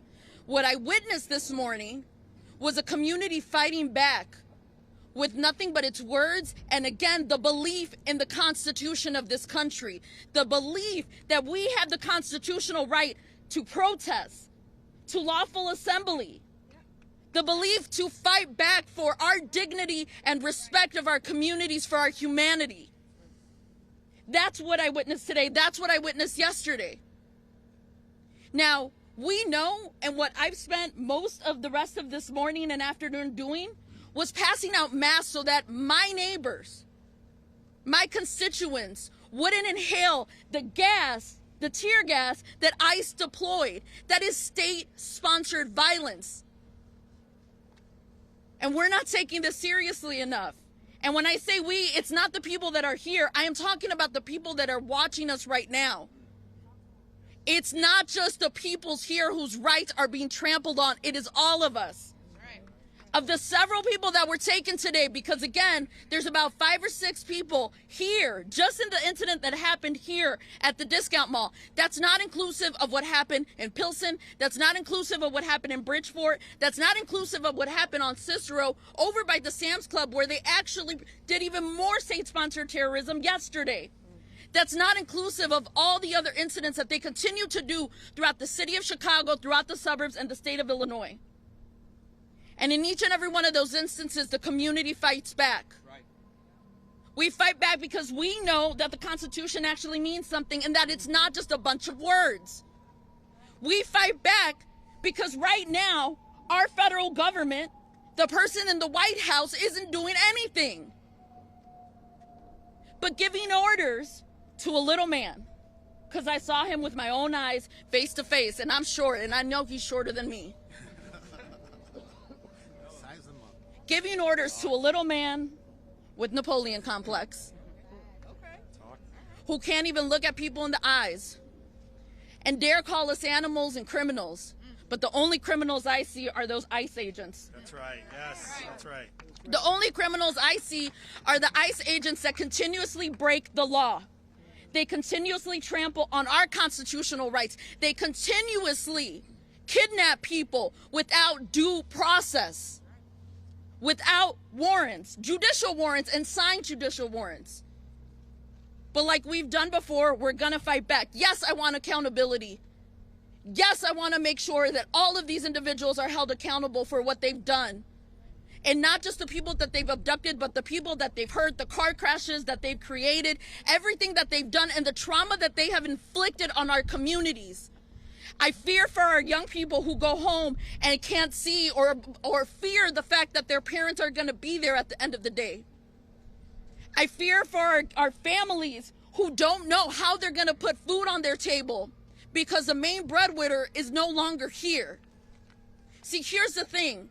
The people who were arrested yesterday, detained unlawfully by ICE, who were U.S. citizens, we were able to get them out. But my fear continues for the people who we can't get to, because the federal administration, the White House administration, refuses to allow people access to make sure that lawyers are able to talk to their clients. And instead, they move them from place to place to place so that nobody can find them anywhere. We're done with that. We want our families home. We want our people home. We want our loved ones home. And that means everybody.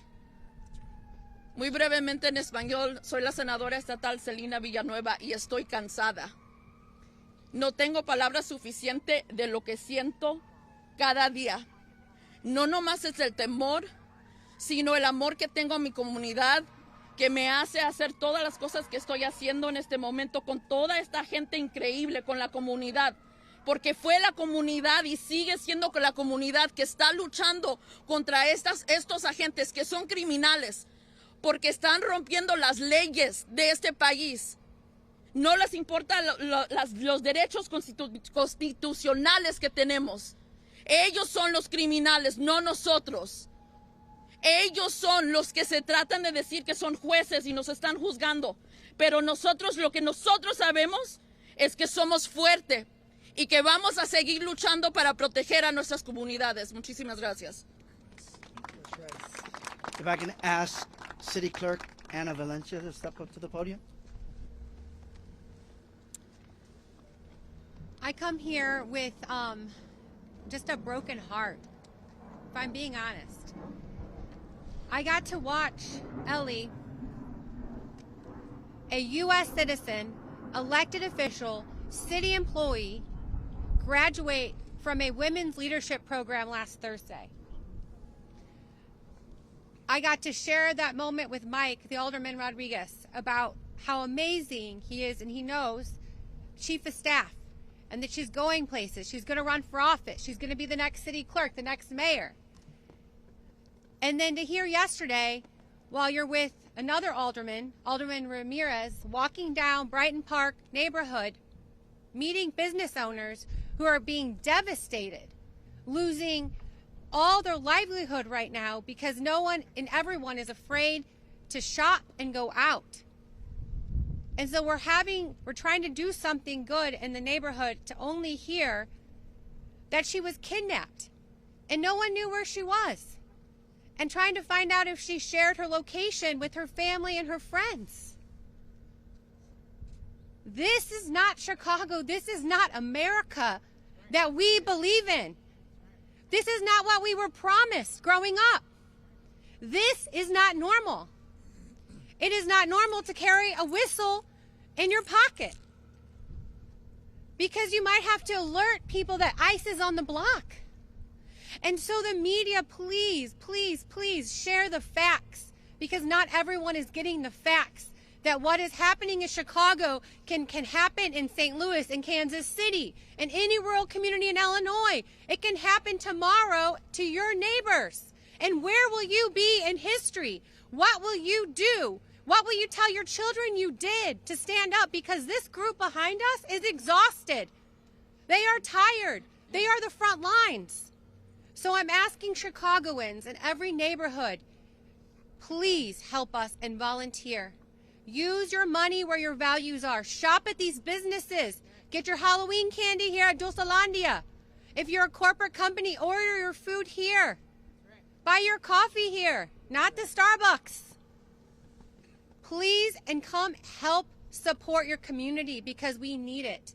We can't just be on this group and our first responders, which I'm so happy that we have these rapid response teams. But we need all of you to get involved now. You can't be on the sidelines any longer. We need you to speak up and speak out and carry this message that what is happening is illegal and not normal. People are being kidnapped without any indication of where they're going. So please, media, share this information so that we are not only standing here, brown people alone. We need all of you, our white, our Asian, our black, our faith leaders, our civic leaders, our corporate leaders, to come here with us too and be a little inconvenienced as well. Get a little uncomfortable with us as well and share what is happening in Little Village and beyond. It's on all of us. Thank you. Next, I'd like to bring up Alderman Andres Vasquez from the 40th Ward and the chairman of the Latino Caucus. Good afternoon, everyone. Good afternoon. I think we're all tired, but we're all furious. It's been a rough number of weeks. I think all of us here have been driving around, chasing any vehicle with any license plate that isn't an Illinois plate. Anybody with a mask, anybody with a beard, anybody going anywhere. We're watching 24/7. We're exhausted. We're sometimes drained, but what we're not is stopping. Yes, that's right. These people are fascists and they're cowards. They're insecure, they're untrained, they could barely drive. It's embarrassing. And we're talking about an even larger embarrassment in the White House. What you're seeing here in Chicago is what this country is about. It is what you do. You stand up to tyrants. You make sure your voices are heard. You stand out to defend the defenseless. And it isn't just about Latino people. It isn't just about our Asian folks. It isn't just black and brown. It's our trans family as well. It's those who are poor. It is everyone here in this country that chooses to stand up for their democracy. But we're not going anywhere. Yeah. No, we're not. We're icebreakers over here. Yeah. Straight up. We are going to spend our time teaching everyone, training people, which we've done all across this city, to be rapid responders, to do school patrol, to put information up on businesses. We are training people to be better, stronger, and more ready for every single time they come. And so I want to, it might sound crazy, I appreciate this moment. It's bringing Chicago together more than it ever has. I ain't been to the South Side so often in a week. Trust, we're going to keep doing it. If it's in West Ridge, where we had a couple days ago, a day laborer, somebody just fixing a house, kidnapped, with a 13-year-old daughter who now has no parents here. We have people at Broadview. And we're watching the state police also. Yes. We got to call that out. Everyone wants to be an ally while we're watching this thing happen. Here in Chicago, we say the officers don't coordinate. So why are they parking an officer in precincts? Why is that occurring? We need accountability across the board, because when you give an inch, they keep going for more. So I want to thank all of you. I know y'all know the number, but if you don't, 855-435-7693, right? We're going to write a song, get the hook going. If you don't have it now, you better get it. You need to call ICER. You need to reach out to TRP, NIJC, all the different organizations. If you have money, donate to all of them. And donate your time. At pickup and drop off, go to your local school. Make sure that you got the whistle up. And understand that we're going to be here way longer than they are. This country was built by black and brown folks, descendants of slaves, and by immigrants. And we see under those masks, we got a lot of Mexican faces under those masks. We got a lot of immigrant faces under those masks. Look in the mirror. How do you even walk around? Shame. There's no pride in that. You're a fascist. You're Nazis. Shame. And we know it. Shame. So again, it don't matter where you are. If you're out here, cameras watching, you know what it is as well. And you should be afraid if you're a United States citizen, if you live here, because the rest of the world is built here. You don't think they're going to prepare in case we decide to go overseas? We can defend our own here because we keep us safe. Thank you very much. Next up, I'd like to bring up Deputy Mayor Beatriz Ponce de Leon. Thank you. Hi. Buenas tardes, Beatriz Ponce de Leon, Deputy Mayor for Immigrant, Migrant, Refugee Rights for the City of Chicago. Primeramente, de parte del alcalde Johnson, quiero decir gracias. Gracias a todos los que salen cada día para defender nuestras comunidades, a los concejales, los líderes del Estado, todas las personas que se han unido en protección y en apoyo a nuestra comunidad inmigrante. De parte de la ciudad, nosotros seguimos comprometidos a mantener una posición en contra de la militarización de ICE y de CBP en esta ciudad. No es necesario, no los queremos aquí. Ellos lo que están haciendo es causar daño, miedo y terror. En vez de ser un grupo a nivel federal, traer el apoyo que necesitamos realmente en nuestra ciudad. Tenemos varios recursos que quiero compartir si van a chicago.gov para mantenernos informados de nuestros derechos, recursos que la ciudad puede aportar en apoyo en este momento.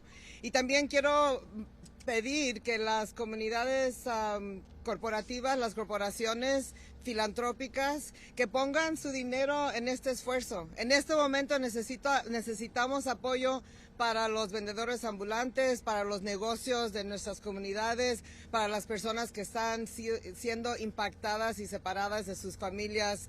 Y aunque la comunidad se ha unido, aunque hay grupos que han ya aportado fondos, se van a necesitar más. Y es un momento en el que las personas con medios financieros pueden cooperar.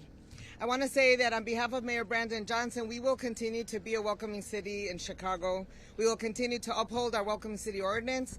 We will uphold people's right to protest and protect people's First Amendment rights. We know that our city is standing up. We're at the front lines of this fight across the country. Cities are looking to Chicago. They're inspired by what is happening here, by the unity that is seen here, and the ways that people are coming together to protect our city, to protect each other. We also know that it's time for others to pitch in. Rapid responders have done an amazing job. Our elected officials at the city, state, and congressional level have done an amazing job. Black, brown, immigrant communities are all coming together. But we know that we need funding to support those families that are being impacted. We need funding to support the day laborers that can't work, the street vendors that have lost their businesses, and the small businesses that are struggling. So I call on our philanthropic community and our corporate community to pitch in, to find a way to support and to step up in this moment to help those who are being impacted by this crisis. And I invite you all to visit chicago.gov, where we have the Protecting Chicago materials and information. We have signage that people can display in their businesses to keep ICE out for our ICE-free zones. We know that they're not going to respect that. We know that they are lawless, and as federal agents are supposed to be upholding law and order, they are the worst ones that are doing completely the opposite. But pushing back and staying united is the way that we will succeed. Y como sabemos todos, aquí estamos y no nos vamos. Thank you. Next up, I'd like to bring up one of our partners, Bassam from the Illinois Coalition of Immigrant and Refugee Rights. Thank you. We go to the same barber, I noticed. I'll be delivering a joint statement on behalf of the Illinois Coalition for Immigrant and Refugee Rights and the people that I'm proud of and the brave rapid responders, La Villita Se Defiende, and Berwyn Cicero Rapid Response Teams.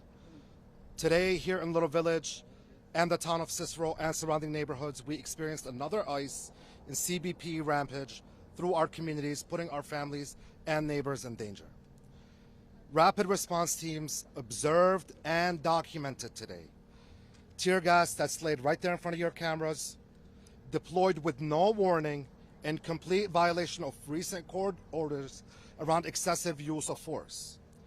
At least 20 Border Patrol agents and 10 vehicles circling shoppers in a plaza in Cicero, abducting 2 teenagers in Little Village, and a total of at least 10 abductions across this part of today's operation. At least 24 agents, ICE and CBP, intimidating customers right here in this plaza in Little Village. And then the disgusting Greg Bovino, again posing as the cult leader he is, against the backdrop of the heart of Chicagoland's Mexican community, staging for his own photo op while agents brutalized our neighbors. As our communities have shown in Little Village, in Cicero, across Illinois, we are fighting back against the authoritarian power grab and rejecting the lies that have been coming out of DHS before and after every one of their violent actions. Like yesterday in Little Village and Cicero, and in communities across the state of Illinois, neighbors once again showed up to support one another, sound the alarm in the face of complete lawlessness. For the second day in a row, these on-the-spot actions by Cicero, Little Village residents, and neighborhoods across Chicago and Illinois did stop ICE and CBP's attempt to further occupy their neighborhoods. As member of Congress arrived in Chicago this week for a field hearing on ICE and CBP's brutality against our communities, we ask that they lift up the events of today, the events of yesterday, the events of the past couple weeks here in Illinois. And we ask that they challenge this illegal occupation and scare tactics that is being used by this administration, and demand that their fellow representatives take action to end these attacks on Chicago, Cicero, Illinois, and all places facing political retribution from this Trump administration. We encourage all community members to know your rights and to continue to hold space in your neighborhood. You have the right to record law enforcement. Yes. You have the right to remain silent. Yes. You have the right to ask for an attorney. Yes. And you have the right to refuse to sign any documents. Yes. If you see immigration enforcement activity in your neighborhood, or if someone in your family has been taken, please call the ICER FSN hotline.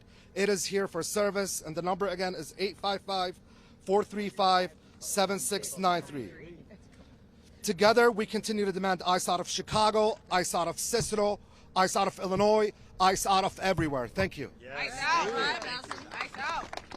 Next up, I'd like to bring up Dan Pogorzeski, former Metropolitan Water Reclamation and Polish American Community. Perdón, yo soy polaquito y hablo un poquito de español. Before I say anything else, I want to thank Alderman Byron Lopez for inviting me to speak on behalf of the Polish community. I also want to point out that my countrywoman, Monika Starczuk, yes, from SEIU Local 1 is here. My dad's American dream started just a few blocks away from here at 2253 South Sacramento. But what's happening right now, this is truly a nightmare for all of our neighbors.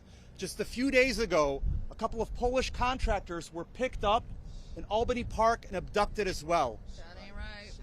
And I have a very simple message. Now, either we stand together or we get picked off one by one. That's right. That's right. Folks often call me Polish Dan, so I'm going to have a Polish lesson for everyone. Don't worry, there's not 27 consonants, it's one word. It's the word for together, razem. So what I'm going to ask is everybody say, razem. Razem. Razem. Razem. Razem. Razem. Razem. Razem. And that's how we win.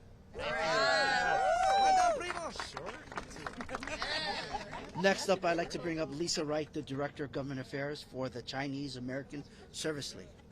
All right, Lisa. Woo. All right, so I'm with the Chinese American Service League, or CASL. We're a social services nonprofit. We serve over 7,000 people all over Chicago. We're deeply concerned about how current immigration practices are traumatizing survivors of domestic violence and preventing them from accessing life-saving services. That's right. In recent weeks, survivors have come to us, called us, and say that they're too afraid to come in for help. Yep.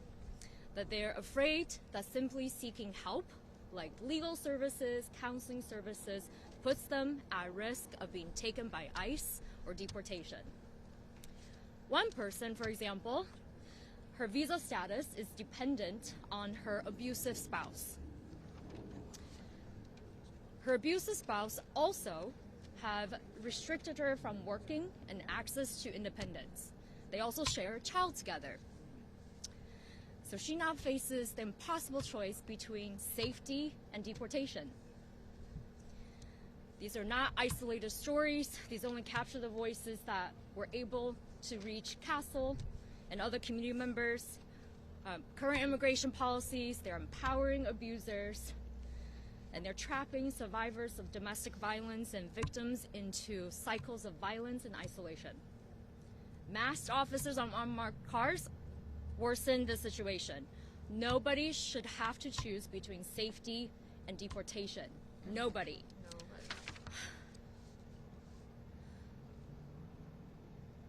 These immigration enforcement practices are empowering abusers. They're empowering abuse, excessive force, and it's failing families, and it's failing the community, and it's failing service providers like us who are trying to help.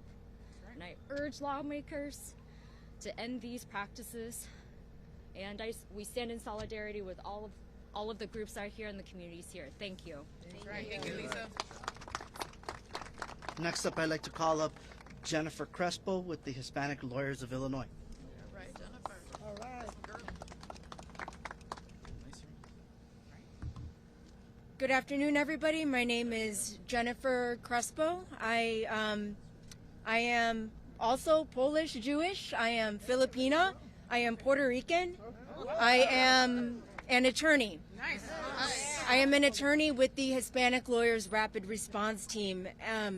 This past month, my colleagues and I have had weapons pointed at us from vehicles resembling tanks, things I've never seen in this city before.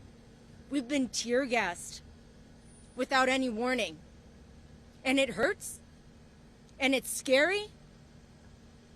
But I'm here today because we are undeterred. We're undeterred because we have a responsibility. Our Rapid Response Network is a collection of attorneys from diverse backgrounds and practice areas because, folks, this is not just an immigration issue. This is a civil rights issue. Yes, it is. So we have united to strategically and rapidly respond to the very urgent legal needs of our communities. This includes augmenting our partners' efforts throughout the state, not just in Chicago, to provide support both on the ground and in the courtroom. As officers of the court, we affirm our commitment to uphold the Constitution and the rule of law, and to ensure that all members of our community have access to justice. Buenas tardes, me llamo Jennifer Crespo, una abogada de HLAI, Hispanic Lawyers Rapid Response Network, un grupo de abogados de diversos orígenes y áreas de práctica que se han unido para responder a las necesidades legales urgentes de nuestras comunidades. Esto incluye fortalecer los esfuerzos de nuestros socios en todo el estado para brindar apoyo tanto en el terreno como en los tribunales. Abogados somos funcionarios judiciales y reafirmamos nuestro compromiso de defender la Constitución y el Estado de Derecho y de garantizar que todos los miembros de nuestra comunidad tengan acceso a la justicia. Gracias. Jennifer, all right. Last but not least, I'd like to bring up Noah Halperin with CARE Chicago.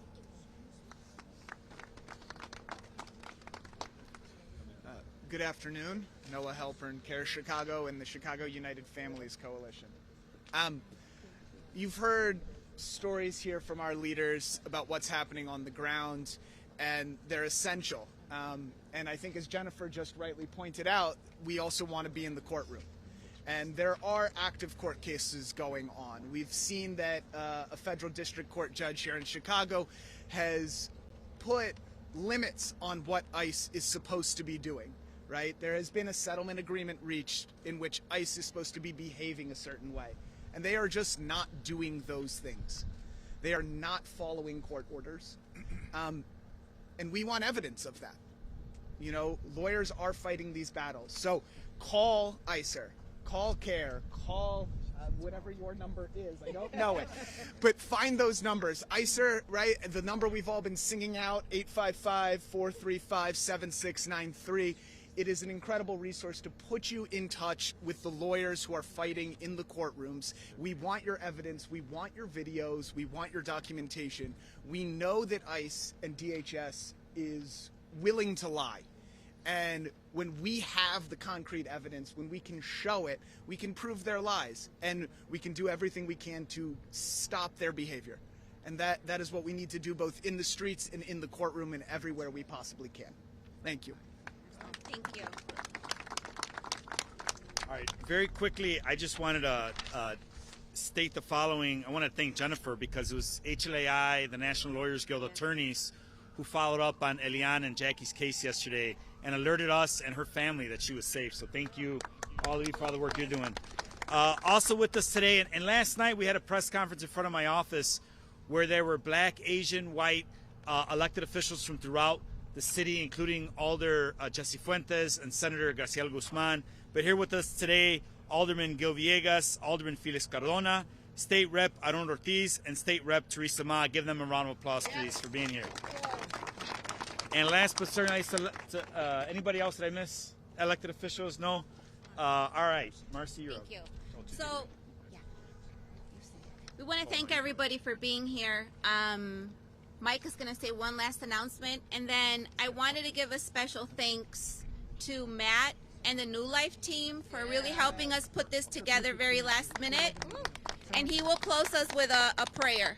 But Mike has an announcement. Oh, just real quick. 3:15, there will be another press conference over at Benito Juarez High School for the young man who's taken. Tomorrow, Senator Durbin will be joining us around this time as well. We'll put that out as well. That'll probably be in front of my office, but we'll let folks know. And we'll remind everyone to come on out again tomorrow if you wish. So, to prayer. Good afternoon, everybody. Matt DiMatteo from New Life. I've lived and served in Little Village for the last 25 years. And I will say it has been a roller coaster of pain and sorrow, but also pride and joy at the way our community has come together. And Chicago needs to continue to come together for this moment. So I'm going to end us in prayer, but I want to highlight one effort that we're all trying to do together. Is this past week we launched what's called the Community Care Resource Network, and it's a space in partnership with many nonprofits in Little Village, with the Greater Chicago Food Depository, where we're providing food for families, emergency supplies, jackets, coats, gas masks. I never thought I'd have to place an order for 200 gas masks, but we placed that order this morning. Also, just a space for families who have been impacted by ICE that they can receive resources. If you'd like to check it out and learn more, newlifecenters.org/communitycare. We'd love to partner with nonprofits, churches, and others trying to do this because we need each other and we truly believe that we're stronger together. I'm going to close our time in prayer for our great neighborhood, for the city of Chicago. God, we come before you and we just ask that you will protect our streets. We just ask that you protect our neighbors. We pray for the 2,500 plus who have been taken this year alone, Lord. We pray for those who are in detention right now, whether it's in Broadview, across the state or across the country, Lord. We pray that you remind them that you are close to them, close to the brokenhearted, that they are not alone. We just pray against the powers of ICE, Lord. We just ask that you protect our streets, we protect our neighborhood. We know many of our neighbors, our students, our families are living in fear. We know many of our businesses are being crushed and losing business, Lord. And we just pray that we would unite together as Chicago, that you guard and protect our streets, and that we just pray for unity across this great city and across this country. We need each other. We pray that whether people on the right or on the left, that we'd come together as one, remembering that this is one nation under God, indivisible, Lord. And we just pray that we would remind ourselves of where we've come from, that we could acknowledge that this is not how we should be, and that we continue to work toward a better Chicago, a better Illinois, and a better United States, Lord. We pray protection, we pray for provision, and we pray for unity across our great city. We pray all this in the mighty name of Jesus. Amen. Amen.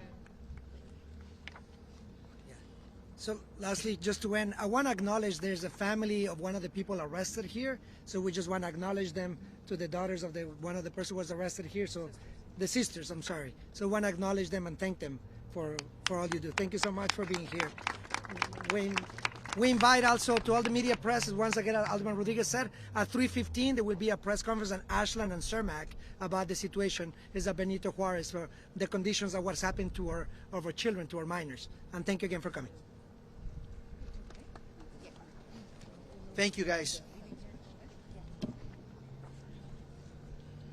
I was at the courthouse. I didn't have access to my phone. No. So the jury went to deliberation.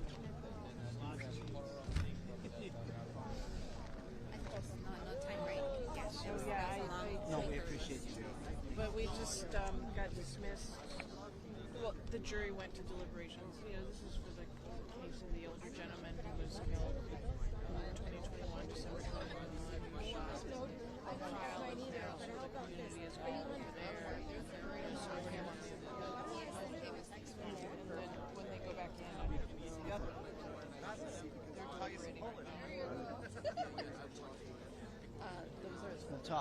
It's been rough. A bunch of stuff happened in Brighton Park, I guess, today too. And Bridgeport. Yeah, that's what I heard too. Hey, thank you. Rebecca, right? Sorry, I apologize. I'm in touch with somebody. Rebecca is